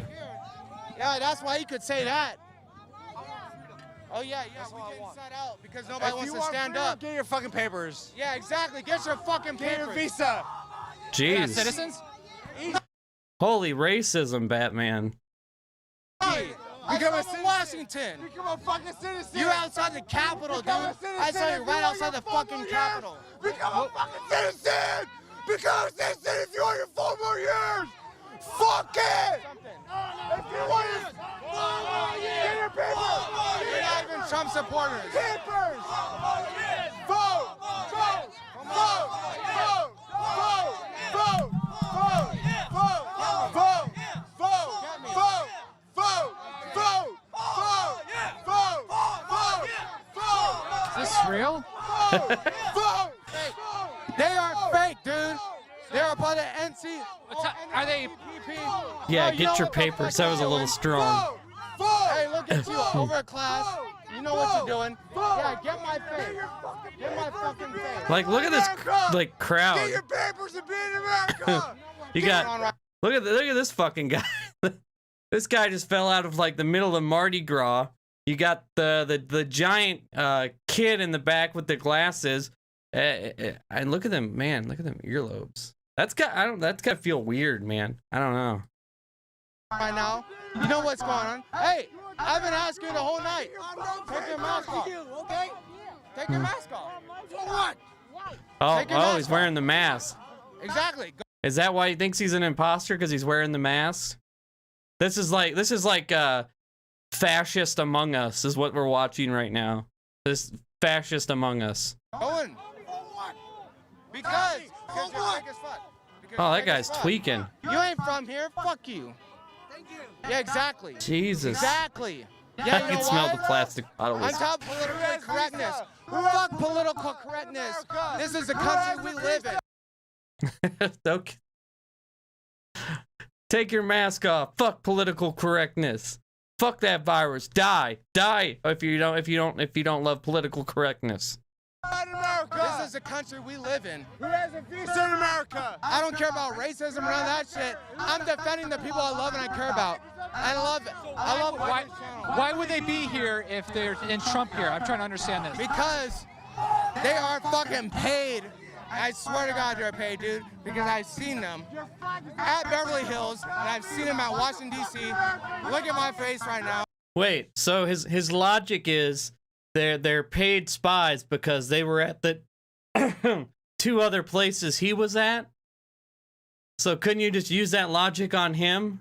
So maybe he's a paid spy. Maybe it's like a mind fuck. I would not just go out there and fly $300 just to do that. What did they do in D.C.? They took 40 pictures. Hey, with a whole bunch of patriot. Hey, look at Trump. Can I get a picture of you? 40 pictures. Hey, can I get 40 pictures of you? Could barely speak English themselves. That's not racist. This is me looking out for my country and the people I care about. This is a war, and this is what is going on. So much meth. Allow for the protesting freedom. Speaking of meth, look at this guy. Holy tweaked out Batman. Jesus. What? Like, why is this guy dressed like this? Have in 3/4 in BVC or have in wood is allowed. This absolutely not allowed. The little guy's the least obnoxious person. Fuck you in your hat, homeboy. Fuck you in your hat, homeboy. What's up, boy? What's up, white boy? Oh. Oh shit. Oh. Pandemonium. Guys, we're gonna relax. I love how the reporter guy's just like chill. He's super pilled, just in his suit, chilling. The guy wants to fight him. What's up, white boy? Oh, there's something wrong with being white? Like, I'm pretty sure this guy's white too. I don't know. I don't know if it was a slur in that way. That guy, yeah, he thought he was going to Mardi Gras. Live crew. What did he say? 2 Live Crew? What? Oh, I thought they were gonna fight. Oh, now that guy's gonna fight him. You be careful with that lens. Let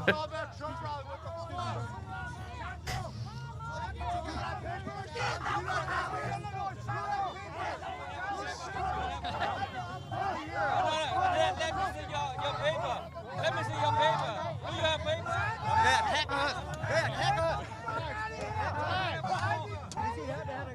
Oh, this guy's about to get fucked up.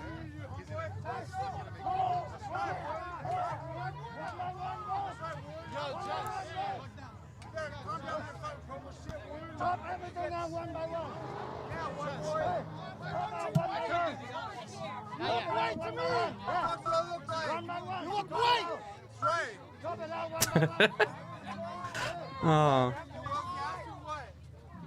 I mean, sometimes you just gotta enjoy the chaos. I mean, these people make our fucking lives a living hell on a daily basis. We might as well enjoy some of their fucking antics.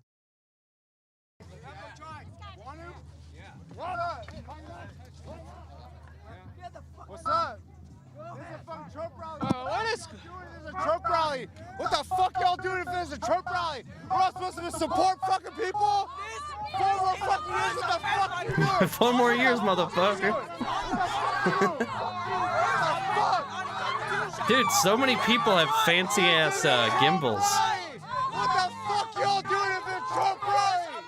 Hey, fuck off. We have the right in the Constitution. Just keep it wide. Keep it white. What? This is a fucking Trump rally. What the fuck we all doing if it's a Trump rally? Go support Trump. What's wrong with Trump rally? Support Trump, motherfuckers. This is the First Amendment in the Constitution. You legal? I just want to say fuck Joe Biden. Joe Biden is a rapist. I seen Joe Biden rape somebody, and I ain't seen Joe Biden rape nobody, but fuck Joe Biden. Alright, well, that guy's dumb, but I mean, that was at least kind of funny. At least he's not, I don't know, fighting with everybody and being super racist, asking people for their papers. At least he's just spreading Facebook propaganda. We can definitely agree on that. Thank you. Well, I'm glad. What the fuck y'all Glad they doing could if agree. y'all support Trump? What the fuck? Support Trump. Why are you years? We're on the same side. Why yelling? We are here for the freedom. We are here for the U.S. Why the fuck you are here? Why the fuck you yelling at him then? No. Why yelling at boy? It kind of sounds like a South Park episode in person. Fuck off. Do not fucking touch him, homie. I didn't touch anyone, okay? I did not touch anyone. Oh. Hey, let's not make us look bad. Breaking it up. Oh. That guy came in and broke it up. Okay. Pitt broke it off. Pitt broke it off in like 2 seconds.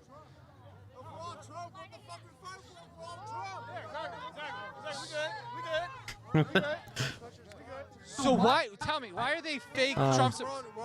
Why are they fake Trump supporters? Why are they fake Trump supporters? Are they fake Trump supporters?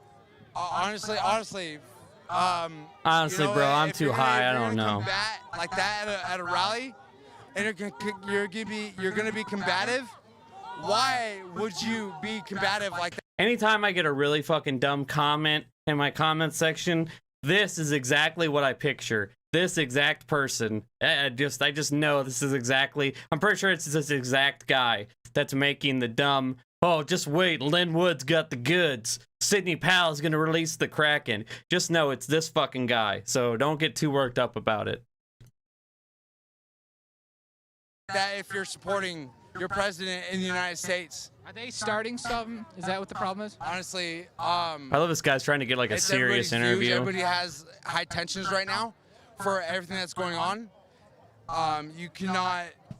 You're gonna have your differences. Period. It's human beings. So what is their problem? Are they not Trump supporters? What's the problem? We're just trying to figure out why I we're. would not say they are Trump supporters. They are. Okay. Oh, I can see that clearly. But why are they getting angry over somebody else's views of being a Trump supporter? They're being. Why are they trying to like? I guess disavow. They're disavowing what? Trump? Disavow? You mean disavow? This reminds me of they all have fucking wet brain, dude. It's just like if you guys watch my live stream about the lady in Michigan, the star witness lady, she talked just like this guy. I'm gonna disavow you, okay? They're all the same. They just have wet brain. That's what it is. Of the Trump supporters. They don't like Trump supporters, but they're Trump supporters.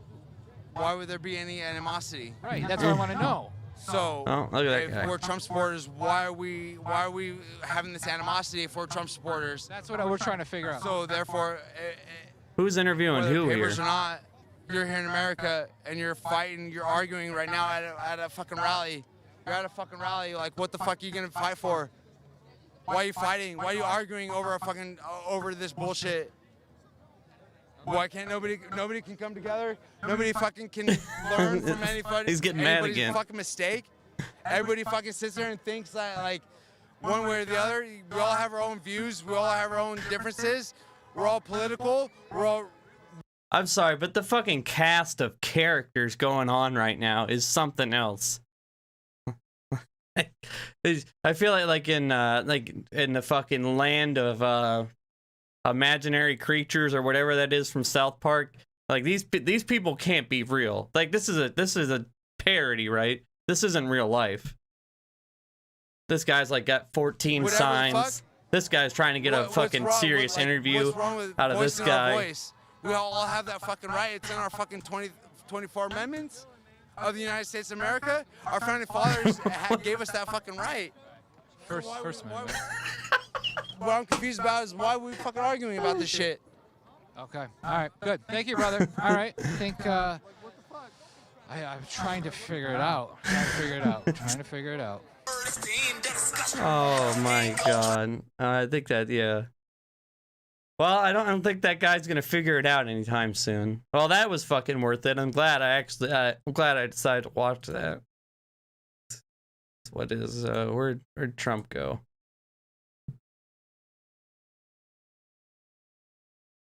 Man, that was something else. What the fuck is going on here? Oh. There we go. Man.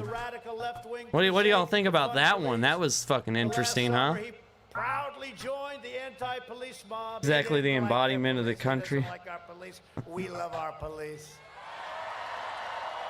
Yeah. Yeah, Paul, I agree. That was fucking, that was prime prime fucking viewing right there. I'm gonna have to clip that, make a video out of just that segment. And he will betray you and your family, and it'll happen very quickly. That's why you must. Yeah, I mean, honestly, that is the. I feel like every one of them that you talk to is like that guy. Like, you know what? 24 amendments, okay? Black Lives Matter, more like Biden likes minors. You know, like it's that level of just fuck, man. We're doomed. That's what I think when I see shit like that. After I get done laughing, it's like we're just doomed. From the military with Trump all over it, and they got thrown into a river. You saw that? They threw ballots into a river from the military with my name all over. Am I a Christian? I went to a Christian school. That was just one of many instances of problem. Kelly is also a committed protector of your Second Amendment rights. With Kelly's vote, we confirmed our third new Supreme Court Justice, Amy Coney Barrett. Amy Coney Island Barrett. Working with David, Kelly helped. And then she shut down your court case, motherfucker. Passing nearly $4 trillion in economic relief, saving over 1.5 million Georgia jobs, and rescuing countless small businesses all across your state. Businesses that now are doing really well. And, you know, we also came up with a vaccine. Nobody else would have done that. They would have done that in 10 years. Kelly and David also both strongly support my efforts to provide $2,000 stimulus checks to hardworking Americans across Georgia and across the nation. And my reason... Yeah, no, they don't. Fucking David Perdue was one of the biggest proponents against stimulus checks. And the only reason that he is whimpering out saying that he supports them now is because he's in an election. And that's it. And Trump is, of course, backing it. But fucking David Perdue does not support stimulus checks. And neither does Kelly Loeffler. You know, because the poors don't need any money. Like, it's all just a fucking, you know, dog and pony show because the election's tomorrow. But trust me, if Perdue had gotten elected last year and had 5 more years to go, he'd be on the front line saying, fuck those stimulus checks. Is simple. I mean, we're yeah, Trump taking credit for the vaccine, of course. Simple. You didn't cause this problem. This problem was caused by China. China. Kelly is running against a hard left extremist named Raphael Warnock. Imagine thinking Raphael Warnock is a hard leftist. Warnock is the most radical and dangerous left-wing candidate ever to seek this office, and certainly in the state of Georgia, and he does not have your values. Warnock is the most radical leftist, like, switches by the week. During the primary, it was Bernie Sanders. During the presidential election, it was Kamala Harris. And now, of course, it's Raphael Warnock. But somehow we're actually doing the reverse. We're getting less progressive. Because obviously, Bernie being the most, Kamala Harris not being really progressive at all, except in, you know, a couple performative ways. And then Raphael Warnock is pretty much a stone centrist. He's a preacher. He's pretty much by the book. He doesn't support defund the police or any of that stuff. But, you know, of course, you know, and this is why I feel like anybody who really pays attention, why none of the right's talking points land. Because it's just lies and delusional shit, no matter who they're talking about. No matter who they're talking about at this point on the left is a communist, Marxist, defund the police, pro-Antifa, Molotov cocktails, anarchist, basically. All those things in one. So it's like, how can you take anything these people say seriously? Oh, there we go. Take a shot. If you're at home watching, take a shot every time communism is mentioned. Alt middle checking in. I like it. Yeah, Ossoff. He's I would say a blue dog Democrat. He's not no progressive. Well, we're gonna be covering it all tomorrow, so be sure to tune in. Me and the crew. John Ossoff and Raphael Warnock. It can't. John Osher if he didn't rhetoric. Everything Georgia patriots hold dear to their hearts.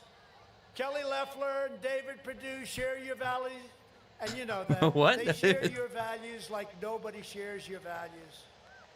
I can tell you, they share your values. If it's one thing Trump knows about, it's values. And they will always put America first. Did you see the other day? What a great name, America First. They announced they don't want to do the America First policy. How crazy. Even if you're not going to do it, which is basically protect us, we come first, right? But even, and that includes financially and every other way, even if you don't believe it, you don't say we're going to end America first. They want to end America first. Kelly, I'd love you to just come up and say a few words. Would that be okay? Oh, God. Have y'all seen Kelly Loeffler talk? She is like the ice queen brought to life, man. She is just so... Oh, look, there's Kelly Loeffler trying to look like a down-home Georgian. That's her attempt to look like one of the poors. On January 6th, I will object to the Electoral College vote. Oh, this lady makes my fucking skin crawl. God. Somebody asked when hold on. What time are y'all going live tomorrow? Probably like 8:30. If you look on my channel, I got it checked for like 8:30 right now, but it might change, but it'll be up on my channel. If you go onto my channel on YouTube and click the reminder, it'll let you know when we're live. Because even if you're subscribed, sometimes it doesn't let you know. Important question for you. Are you ready to show America that Georgia's a red state? Stop the thumbs up. Stop the pointing. Oh my God. This president fought for us. We're fighting for him. He put America first. He put the American worker first. Thank you, Mr. President. First to die from fucking COVID, maybe. He stood with our men and women of law enforcement. He restored our military. My opponent, radical liberal Raphael Warnock, he attacked our police, Yeah. our military. He spoke out against Israel. Can she stop the pointing? She's not at a disco. Businesses. Georgia, we have to hold the line. You have to get out and vote tomorrow. Why is she talking like this? Radical liberal Raphael Warnock. Hey, hey, hey. Fuck me, man. Georgia, we are the firewall to socialism. We have to get it done. I love you guys. Thank you. God bless Yeah, you. don't God fucking. bless Ugh. Georgia.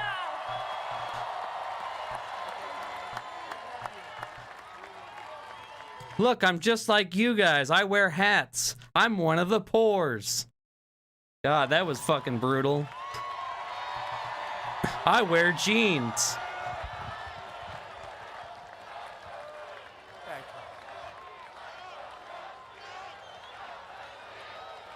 Thank you, Kelly. That was nice. I'm glad I invited her up. Kelly, I'm glad I invited you up. That was great. Thank you, darling. Yeah. You know, Trump's just like, dance for me, monkey. Dance. That was so great.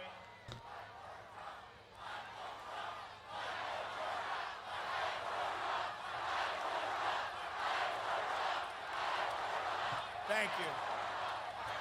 Thank you. You know, it really is. It's fight for our country. It's really fight for our country, not fight for Trump. It's fight for our country, because that's what we're fighting for.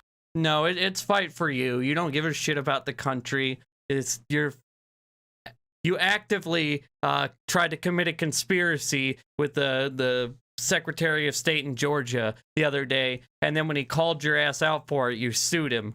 So I don't really know how much you give a fuck about Georgia. Also joining us tonight are Georgia representatives Marjorie Taylor Greene. Oh God. So just so we're clear, that is the president giving a full endorsement to QAnon conspirator lady who compared Muslims to horses, Marjorie Taylor Greene. Full-on endorsement. I might re-upload that video, but I've done a couple videos way back in like August of the shit she has said. She's fully QAnon pilled, and now she's getting endorsed by the president. Come up here. Kelly wants you to come Oh, up here. God. Don't mess with her. Don't mess with her. Pilled, pilled, pilled, pilled. Hello, Northwest Georgia. All right, let me tell you something. I'm so fired up to hear Senator Kelly Loeffler. She's going to object on January 6th. Yeah. Ah. This is why I believe in her. You see, when you have a strong Senator Kelly Loeffler from Georgia fighting for you and fighting for your president and protecting your vote, this is why you have to turn out tomorrow. Right? Would you say where we go one, we go all, maybe? Yes. We have to save our Senate seats. We have to save America and stop socialism. This is the Get last the line. fuck outta here. We aren't going to hand over our Senate seats to a pastor who preaches abortion from the pulpit. How when us as men of and women of God are not going to hand our seat over to a man of God? No. He's preaching murder of God's creation in the womb. Holding a Bible in his hand. If anything, go out there and vote for the unborn tomorrow. Right? Come on, give us an Anon quote. We're not going to let Georgia go to two radical socialists. No.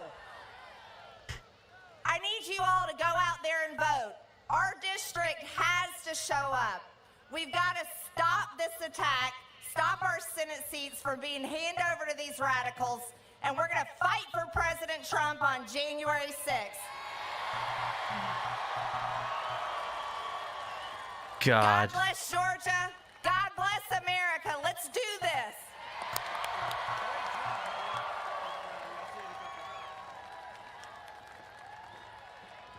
This is the fucking right-wing nutcase variety hour.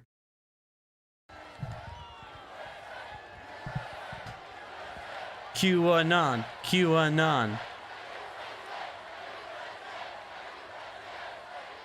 And you know what? That just it goes to show how much things have gone off the rails in just a couple months. Because when Marjorie Taylor Greene won her primary, the GOP denounced her and said they wanted nothing to do with her.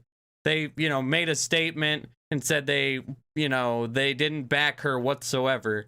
Fast forward 4 months later, and she's giving a speech with the president at the biggest event going on for the GOP. Like that shows you how off the rails we've gone in just 4 months. I see Ivanka in the back there. Friends of mine, Andrew Clyde and Jody Heiss. Jody, thank you. Thank you, Andrew. Thank you very much. Great job. We have another friend of ours, South Carolina Senator Lindsey Graham. Oh, God. They really did bring them all out. And Mike Lee is here, too, but I'm a little angry at him today. Where's Mike Lee? I'm a little angry at you today, but that's all. What did he do? Not subvert democracy? Vernon Jones, what a great guy he is. A great man. And an early supporter of mine who's also on the ballot tomorrow, Public Service Commissioner Bubba McDonald. Bubba. Who the fuck is that? Bubba. You gotta have a Bubba. I mean, why not? Oh, there's Don Jr. Just went and did a rail. Great guy. Thank you, Bubba. Thank you. Good luck tomorrow. You'll do well. Georgia Republican Party Chairman David Schaefer, and he's fighting. He's out there. He is fighting. He is fighting. By the way, I also want to say hello to Kelly's husband is one of the great entrepreneurs in our country. He's respected by everybody. He's a tough guy. He runs the New York Stock Exchange. Loves your state. I just want to say hello. Do you mind? Okay. He doesn't want that. He doesn't want it. But I will tell you, he's respected as a businessman, respected by everybody, and gives Got tremendous 72,000 amounts of money people to watching charity this. and everything else. Thank you very much. Also, a friend of mine, and you know, I don't know what it is. I'm not so good with the bikes. You know, I sort of say maybe I stay away from a little bit. But Chris Cox is Bikers for Trump, and he's the Guys, if you're on TikTok, my YouTube and Twitch links are in my bio. If you want to watch the stream, it's a lot better on YouTube and Twitch. And Secret Service would go crazy. I say, no, I'm so happy. And they wouldn't do it for any other reason. They just wanted to protect their future president. This was before I won. They were with me. For whatever reason, bikers like me, and I like them. Chris Cox, wherever you are, Chris Cox. Where's Chris? Right? I don't know why the bikers like me, Chris, but they do. But I like you guys a lot, and you're great. We'd go to speeches, and we'd be packed.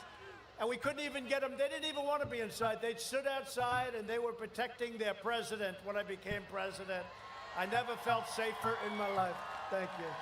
True. That's true. Another man who's respected by everybody, friend of mine, David McIntosh, Club for Growth. David. Thank you, David. Respected by everybody. And I want to thank Don Jr. Did he do a good job tonight? I watched. Oh, I guess we missed the Coke hour with Don Jr. They love our Don, but he's working hard, and I want to thank Don and Kimberly. He looks rough, man. Don Jr. has aged like 40 years somehow. And I also came with somebody who people like a lot. People like her a lot. I don't know. She doesn't really like the concept of running for office. She says, what do I need it for, Dad? Ivanka. Where's Ivanka? Oh, here she comes. Oh, no. Should we get Ivanka up? Yes, Oh, right? God. My father Come on up here, honey. is a great man. Jared is such a skilled negotiator. Remember when everybody thought Ivanka was going to be like the adult in the room and like actually push back on Trump and help us out with the crazy? Whatever happened to that? Can anybody tell me what she does, by the way? She gets like 180 grand a year to... Oh, God. It is so incredible to be back Yeah, he here really with wants so Ivanka. many amazing, hardworking Georgia families who are fighting for our children's future. Each one of you. Not you, though. And it's so great to be back in Georgia with this warrior, my father, the My people's father. president.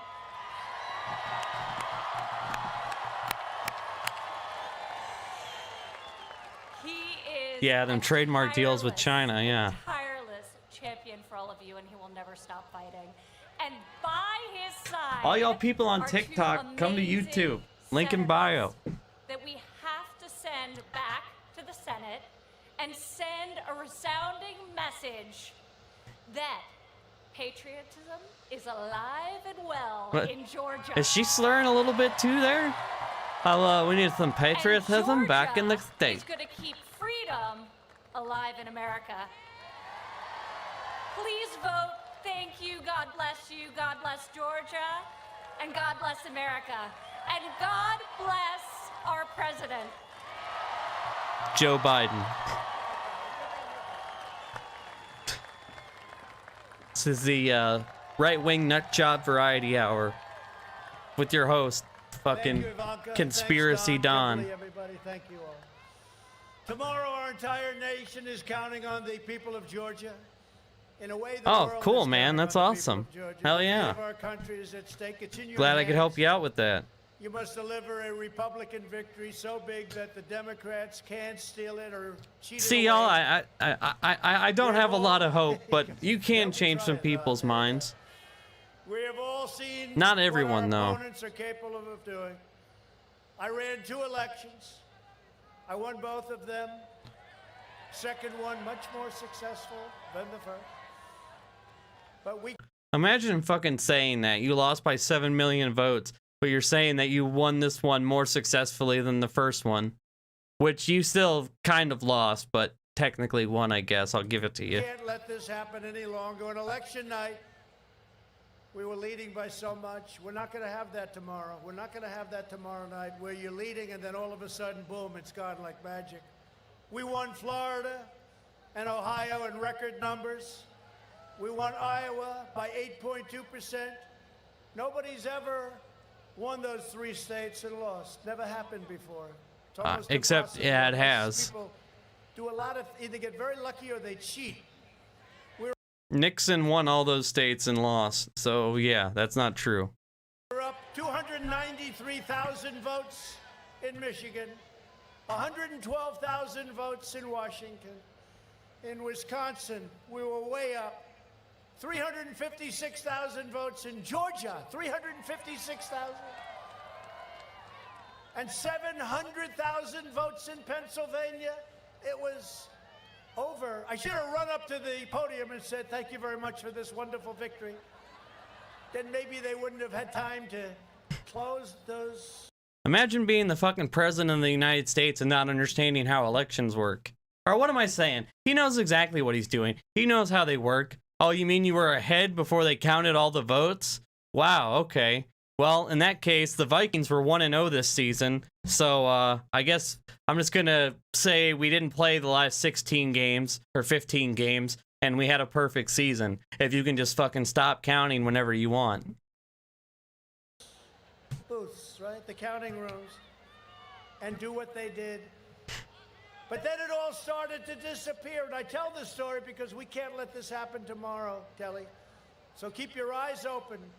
Since the election, we have put forth indisputable evidence documenting the rampant fraud, which will be announced on Wednesday, as you know.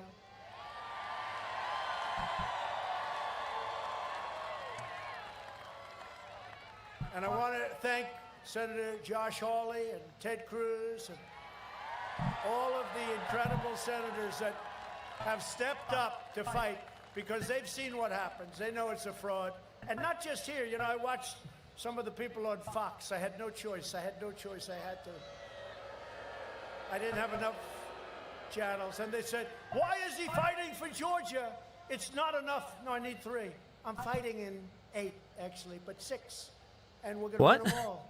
But they said, why? One of the people, a very fine woman, actually, but she said, why is he fighting Georgia? It doesn't get him there. I said, no, but Georgia and Pennsylvania and one other get me there.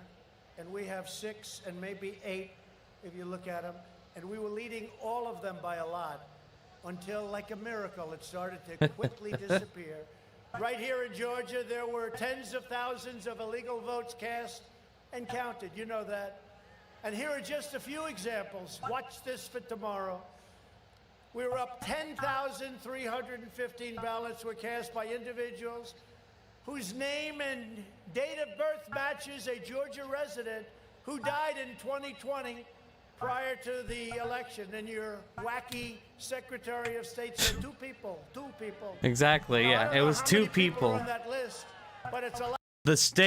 The Secretary of State has access to all the data. Trump, I don't know, some of you guys listened to the phone call with me last night. Trump literally said they were pulling from obituaries. They were just trying to match names. Like, people don't have the same names and shit.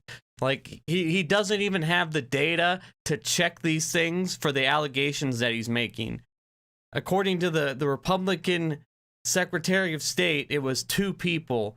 Possibly. That's all it could possibly be. They don't even know if that's true. 2,506 ballots were cast by individuals whose name and date of birth matches an incarcerated felon in a Georgia prison. Maybe they aren't all there, but they did a lot of work. I paid a lot of money to a lot of people, I can tell you that.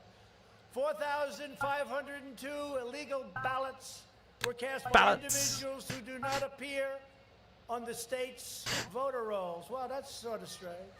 18,000. Right, yeah. Another guy named John Smith, you know. By individuals who registered to vote using an address listed as vacant, according to the Postal Service. God, they just eat this shit up, man. 86,880 ballots were cast by people whose registrations were illegally backdated. Oh, I can't believe that happened. 66,000 votes. You have to understand, we're down by a little more than 11,000. So like literally every single one of these points has been refuted and debunked, and these people just eat it up, man. Like God. every one of these is determinative. 66,000 votes in Georgia were cast by people under the legal voting age. At least 15,000 ballots were cast by individuals who Is he going off prompter?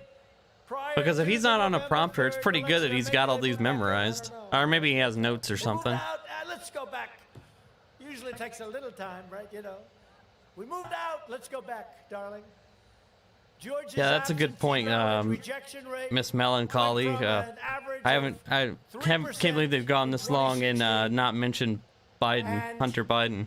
Then went down very low to almost zero. Now, think of it, almost zero. If you multiply that out, and this is with many, many more ballots pouring in, went to almost zero. 48 out of 159 counties in Georgia rejected. No ballots. You know, as soon as he gets off the stage, too, he's just like, fucking suckers. God, these people are just eating out of the palm of my hand. Because he just has to know this is all horse shit. There's no way he actually believes this shit. Like, I've gone back and forth on thinking whether or not he believes it, but there's just no way. It's so out of the realm of possibility that he can't believe it.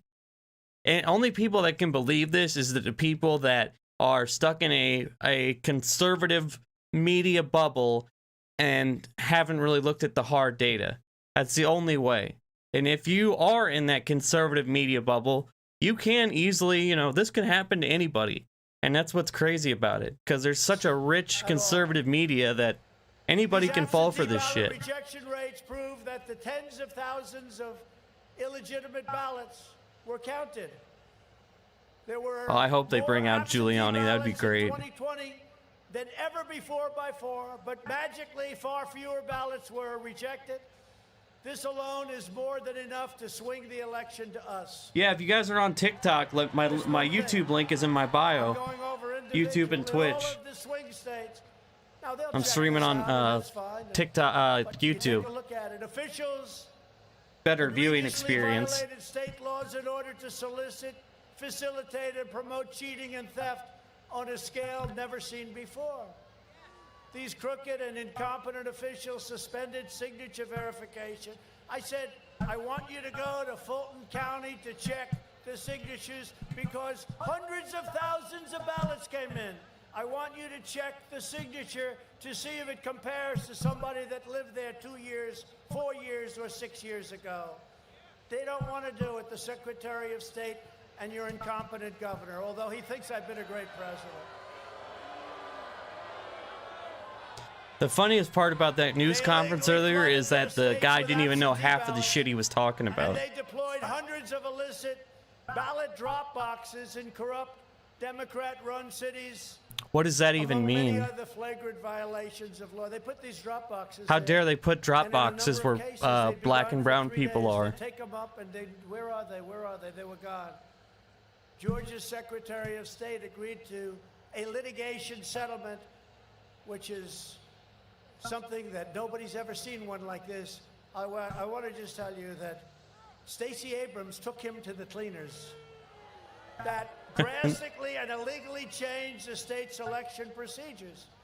They never got the mandated approval from your state legislature, who, by the way, you have some great people in your legislature, some great, great people who agree with what we're saying, and even more so. But think of it. They never got the approval. You have to, by law. I'm watching on YouTube, guys. Link is in my bio. If you're on TikTok. Get the approval. And your Secretary of State, or whoever it was, made this horrible consent decree, horrible, which got rid of so much safety. It's a disgraceful thing. And it was only approved by your local politicians, him, and local judges. You can't do that. You have to have your state legislatures do it. That's true with all states. Tens of thousands of votes are missing. We go all over the world telling people how to run their elections, and we don't even know how to run ours. The most unhappy person right now anywhere in the United States Is you, Hillary bitch. Clinton, because she's asking the Democrat Party, why the hell didn't you do this for me? Oh, God. There go the fascist chants. Why didn't you do it for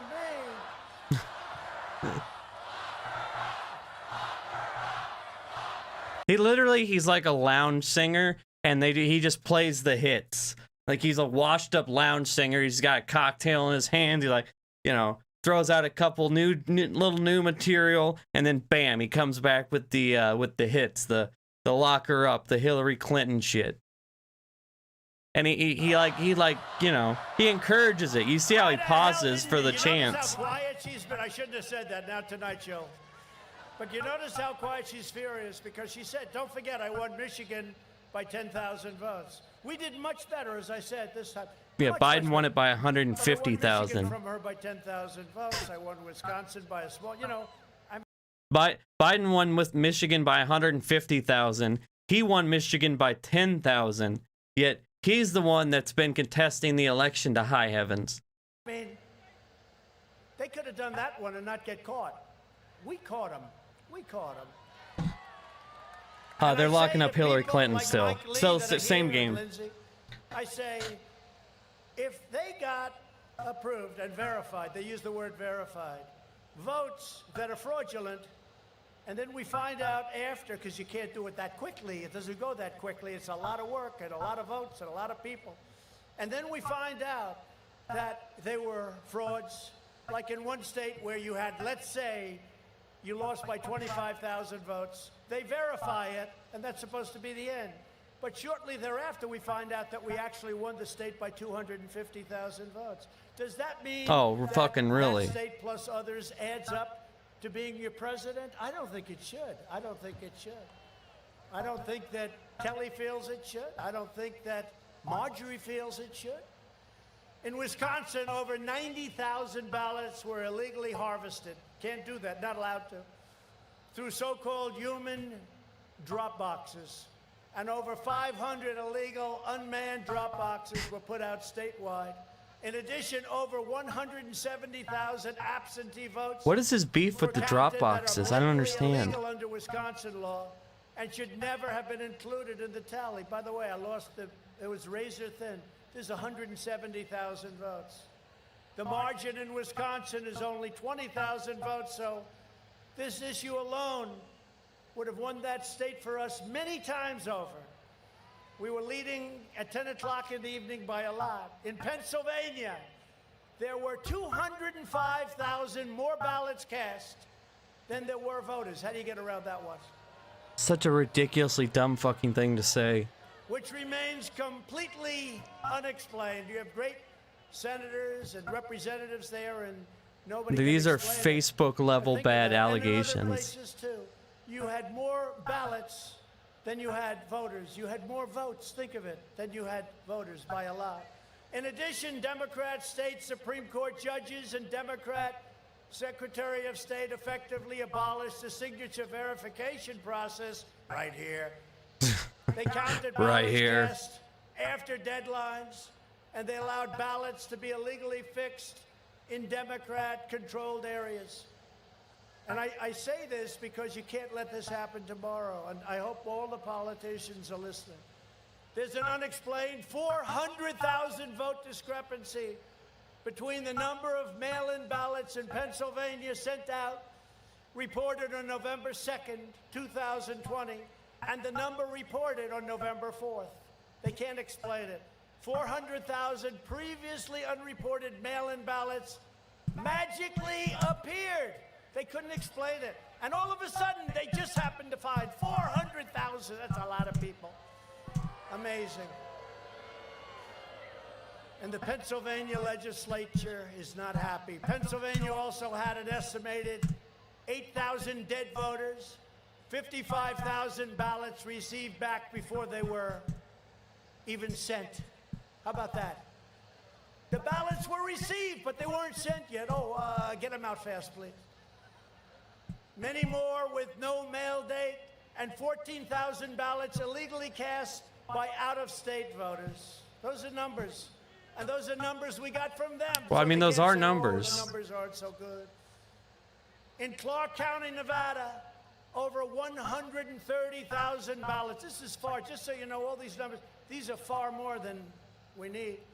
Were processed on machines where the signature matching threshold was intentionally lowered to a level that you could sign your name Santa Claus and it wouldn't pick it up. Didn't pick up anything. More than 42,000 people in Nevada double voted. That's more than we needed by far. In Arizona, more than 36,000 votes were cast by non-citizens, and there were 11,000 more ballots than there were voters.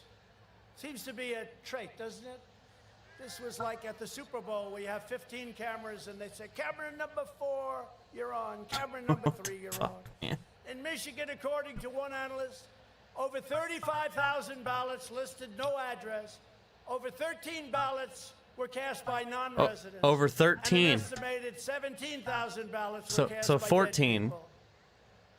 Some dead people, by the way, also requested an application. Again, all these are just such blatantly false allegations. These aren't even good conspiracies.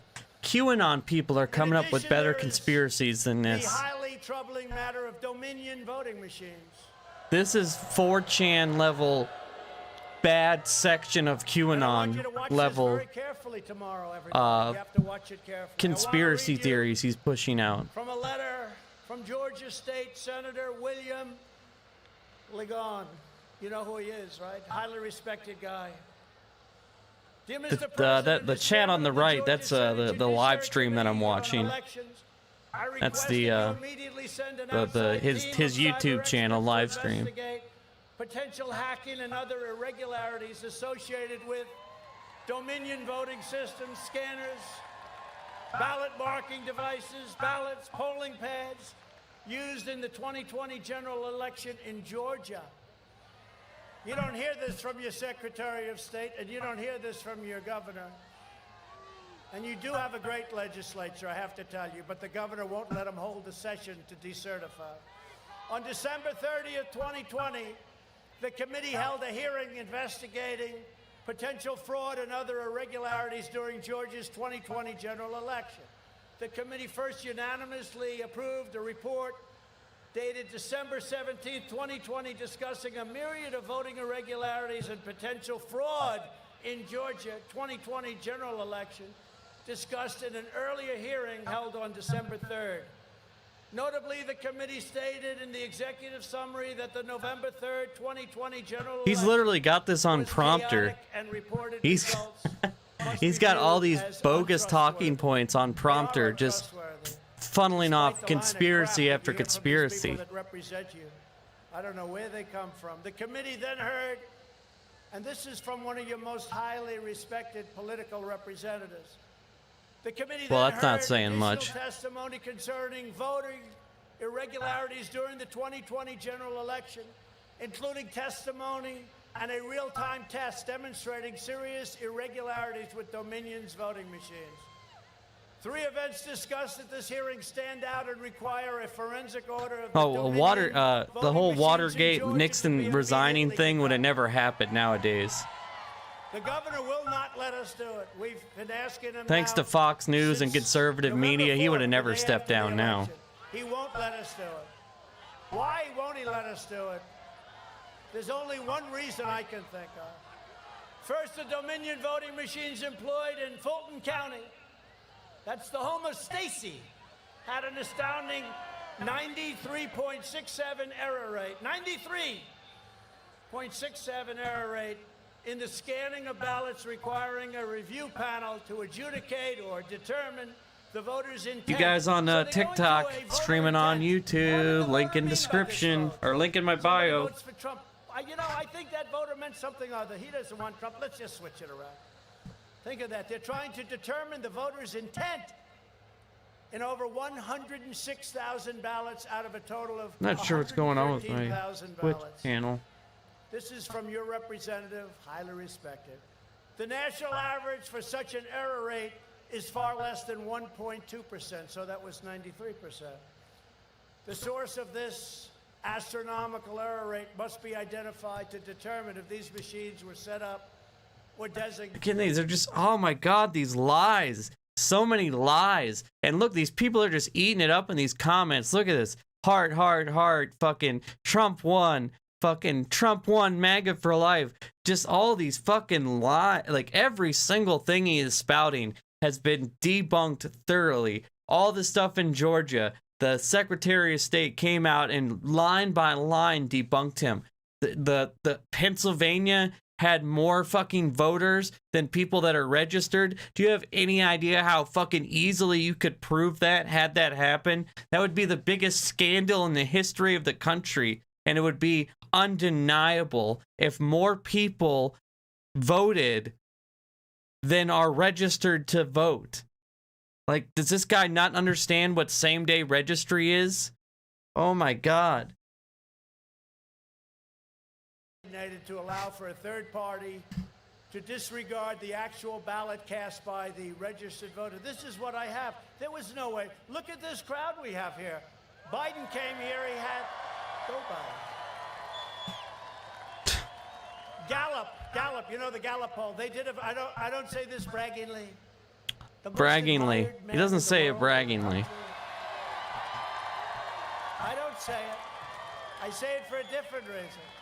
Wonder Woman 1984 was disappointing. Obama came in second, and Biden came I only watched it like way halfway through. low. Then I say, and they say, and people have said, how is it possible that a guy who got 80 million votes can't get any votes for the most admired man? You know why? Because he didn't come in first, that's why. Second. All right, I think I'm over it. It's just, I mean, holy shit, guys. It's just a force field of fucking lies. Just everything. I mean, I could just sit there and be a broken record and continually call him a fucking liar and say how he's lying. And hold on, let me, where the fuck is the... There it is. Okay. I mean, yeah, I could just keep going on and on and on and on and on about how this guy is just lying his fucking face off. But you know, I mean, at this point, I mean, you're either with him or against him. And it is beyond, I mean, it's just beyond the pale. Like I said last night, at this point, I mean, can I just say it's off the rails? It was off the rails 2 years ago. So what is it now? Like, what word can we come up with to describe what our current political system is? Because it was dumpster fire 6 months ago.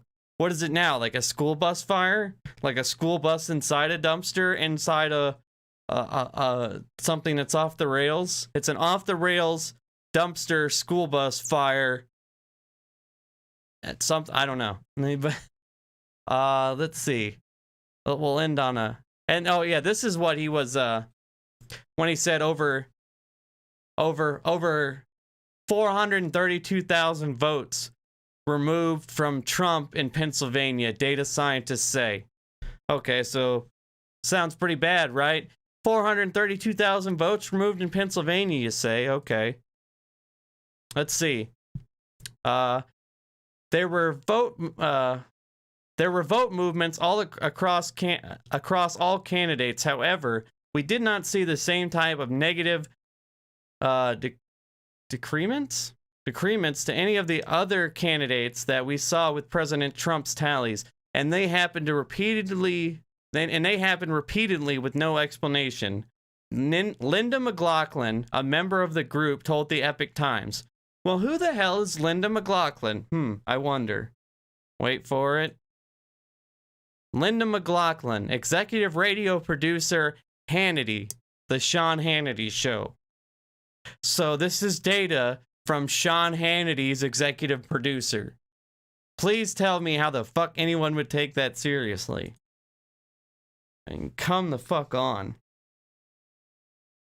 It says some other dumb shit too, but it's just, it's garbage. It's total, absolute garbage. Real quick, I was not 100% sure if this was satire at first, but it's pretty damn funny. Phone call. He raised some very valid. Alright, you snowflake libtards. The fake news been flooding my homepage all day long with these here Trump tapes. So I'm going to learn you some things. Now that was a perfect phone call. He raised some very valid points there too, because we needs to find them extra votes. We can't have a president that wants to give people health care for free. That is fascism at its worst.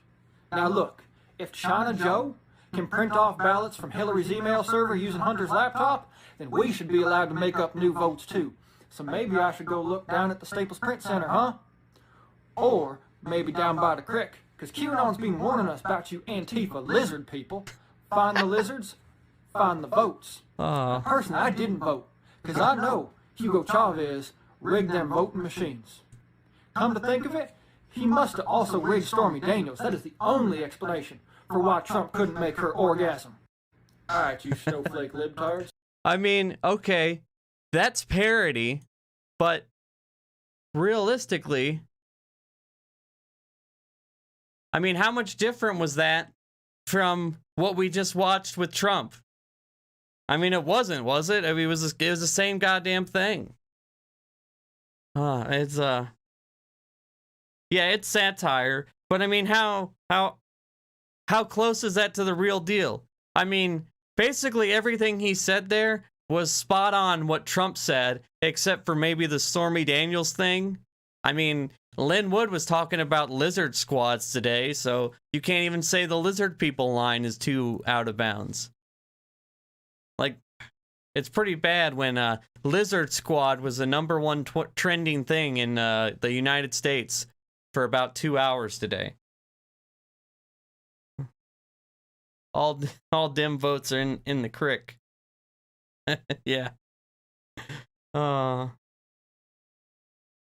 Tim Pool's the worst, man. He is.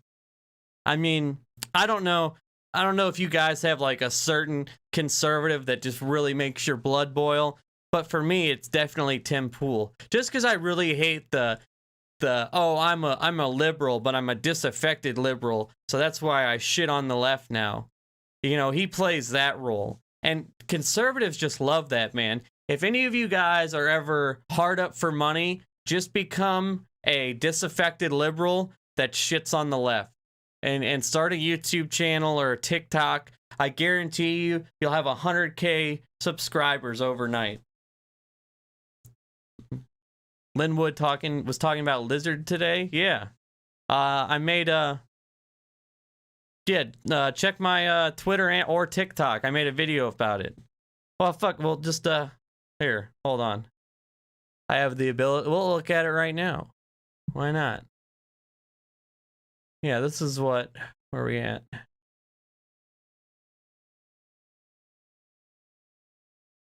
Hold on, let me find my page.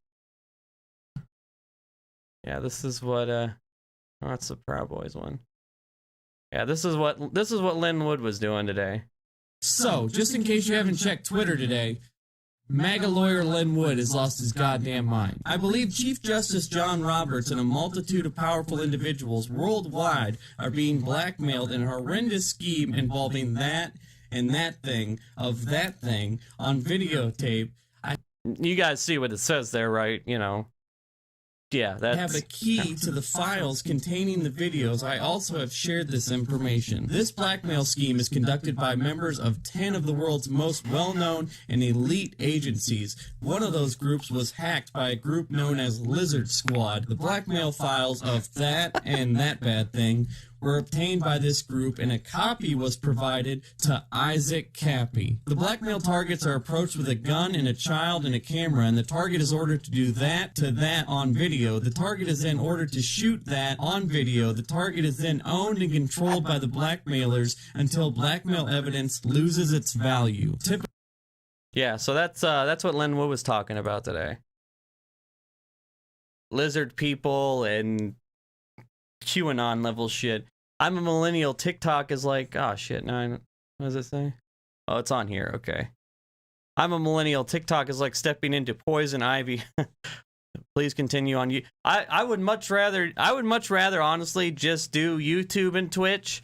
I mean I like TikTok, but I'm trying to use TikTok to kind of gain a following on YouTube and Twitch because I like doing long form content more, kind of like this, you know, streaming, reacting to stuff, or doing longer videos. Every once in a while I get a, you know, an idea to do like more of a deep dive video, which I want to do more of. I just don't know what really to do a video on right now. Like there's not a lot of, you know, it's mostly just, one thing about the right, you know, I like to cover like kind of right-wing propaganda style stuff, but goddamn if they're not uniform with their talking points, you know what I mean? Like it's kind of the same shit over, like I feel like a broken record sometimes, but you know, just because every day it's a new conspiracy theory and I try to fucking put out a video explaining why no, this is horse shit. Like my goal with my content is like, obviously I don't think I'm gonna change anybody's mind for the most part, but like I would hope that maybe like if you guys have an uncle or an aunt or a dad, sister, bro, you know, whatever, a friend that's like super Q-pilled or red-pilled, like maybe my content will help you persuade them that maybe what they're doing is not the right idea. You know what I mean? Just do short fact-checking videos. Yeah, that's what I like to. I like to do the short videos. I'm gonna start doing. YouTube has a shorts feature now, and I'm gonna start uploading some shorter videos, like you know, kind of like it's basically like their response to TikTok. They're doing shorts. I uploaded one, but I did it the wrong way, like a week or two ago. But yeah, I'm gonna start doing stuff like that. Isaac Cappy. Oh, I did a video on Isaac Cappy. It's on my channel. I basically, you know, I did the video on Isaac Cappy, and I didn't really know anything about him at the time when I did it. But when I did it, like I just found out that he's not like your typical grifter. I think he just had some serious mental issues, and it was really just a sad story. Because at the end, like I watched a ton of his live streams. Like at the beginning, he was loving the attention, and he was really into it because, you know, he's a guy in Hollywood and he's calling these people out as pedophiles, and he really loved the attention. He would get thousands and thousands of people on these live streams. But at the end, you know, you can tell he's clearly depressed. He's lost all his business prospects because he's batshit crazy and spouting all these ridiculous theories, but he still has these people egging him on, thinking he's a truth seeker, and he didn't have nowhere to go, so he ended up offing himself. Like, people like to talk, you know, they like to sit, you know, throw out these conspiracies about his death, but several people witnessed Isaac Cappy jump off a bridge by himself, yet they try to say that his death was somehow, you know, suspicious. Like, all their theories about any of this stuff are all very surface level. Once you get a couple layers deep, it's always horseshit. Are you gonna go live on Wednesday too when they confirm Biden? Yeah, maybe. I'm gonna try to go. I'm honestly, like, now that I'm back in the group, fresh off from my COVID craziness. I don't know, my near death COVID reaction. I want to start doing more lives. I'm gonna try to go live 3 or 4 times a week. So yeah, but no, we're doing a thing tomorrow. We're doing the live stream, me and 3 or 4 of my dude, intolerant leftist. Who else did I got? Jay Vakai, and maybe John Scott won't stop. I think that's the lineup we got. But yeah, and then yeah, I might go, fuck it, why not? I might go live on the 6th. I'm definitely gonna go live for the inauguration. Well, I'm actually curious to see what happens on the 6th, because we're gonna have some challenges. But the way it works is, because I mean, senators and congressmen are gonna challenge the results, but I'm not sure how many times they can challenge. So I know it's a 2-hour debate process per challenge.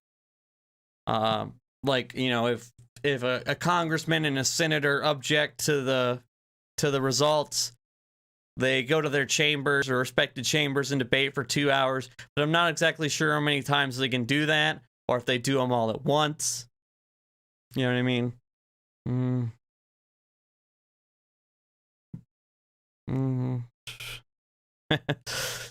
Well, I'm glad I can help out with that.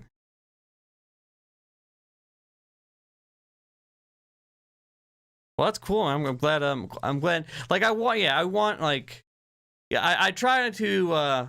With my content, I try to. You know, kind of find the line. Like I want to be informative and I want to put out good information, but I try to make it like a little entertaining. You know, throw a little bit of humor in there, because this shit, you know, it's ridiculous and we have to deal with it. Like, it's our country. Like, this is where we're at. This is the state we're in. So we might as well try and laugh at it a little bit. Yeah, I've seen Isaac Cappy making a bit of a resurgence lately. I'm not sure why. Like I have a TikTok that's promoting my YouTube video about Isaac Cappy. I mean, it's probably 3 or 4 months old at this point. And today, for some reason, it got a bunch of views on TikTok. And I had a bunch of comments, a bunch of people like, oh, he didn't kill himself. You know, a bunch of pilled people. So there's definitely some resurgence in the Isaac Cappy shit.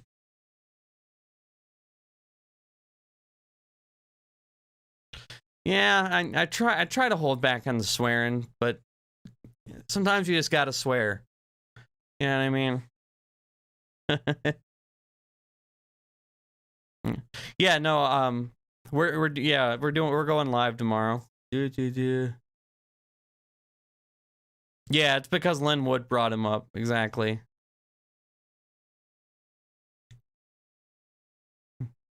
Well, and the thing is, like, he got famous. Isaac Cappy was like a D-list actor, and I think he was in Vanderpump Rules. Yeah, Vanderpump Rules. You know, so he's a D-list actor, and then he got into this conspiracy stuff, and, you know, he went public with it, but it was always in, like, these short clips. Like, he'd get on Instagram Live, and he'd be like, Tom Hanks is a pedophile, Seth Green is a pedophile, you know, and then like a real quick bam, bam, bam, and I've got evidence to prove it, and then that would be it. He'd do like a 5-10 minute live stream, not give any evidence, and that would be it. And you know, and that went on for a while, and actually he went on Alex Jones's show, and Alex Jones grilled him a little bit, because I think he thought he was like, you know, Hollywood liberal, doing some kind of dumb experiment. So Alex actually grilled him a little bit, and Alex ended up kind of fact-checking him and showing that he didn't have any proof. You know, it was basically like one of the things he said was his proof is that he was at Seth Green's house, and Seth told him that he needed to have a conversation about chicken, and that was one of his red flags as to Seth Green was a pedophile. But Seth Green is the executive producer of a show called Robot Chicken on Cartoon Network. I'm sure you guys have heard of it. You know, and even if that wasn't the case, somebody saying we need to have a conversation about chicken is so far removed from somebody being a Satan-worshipping cabal pedophile that it's ridiculous. But yeah, he wasn't a well guy. And those fucking people took advantage of him because they wanted somebody to preach their bullshit. Yeah.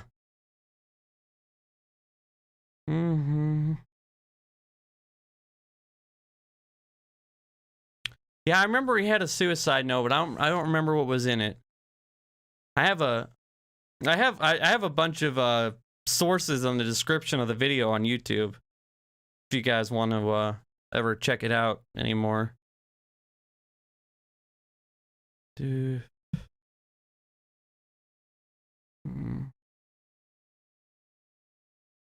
Isaac Cappy's in Dirty Grandpa? I didn't know that. Yeah, he's in, but he had a few roles. He was in a band too. He with the guy in Vanderpump Rules.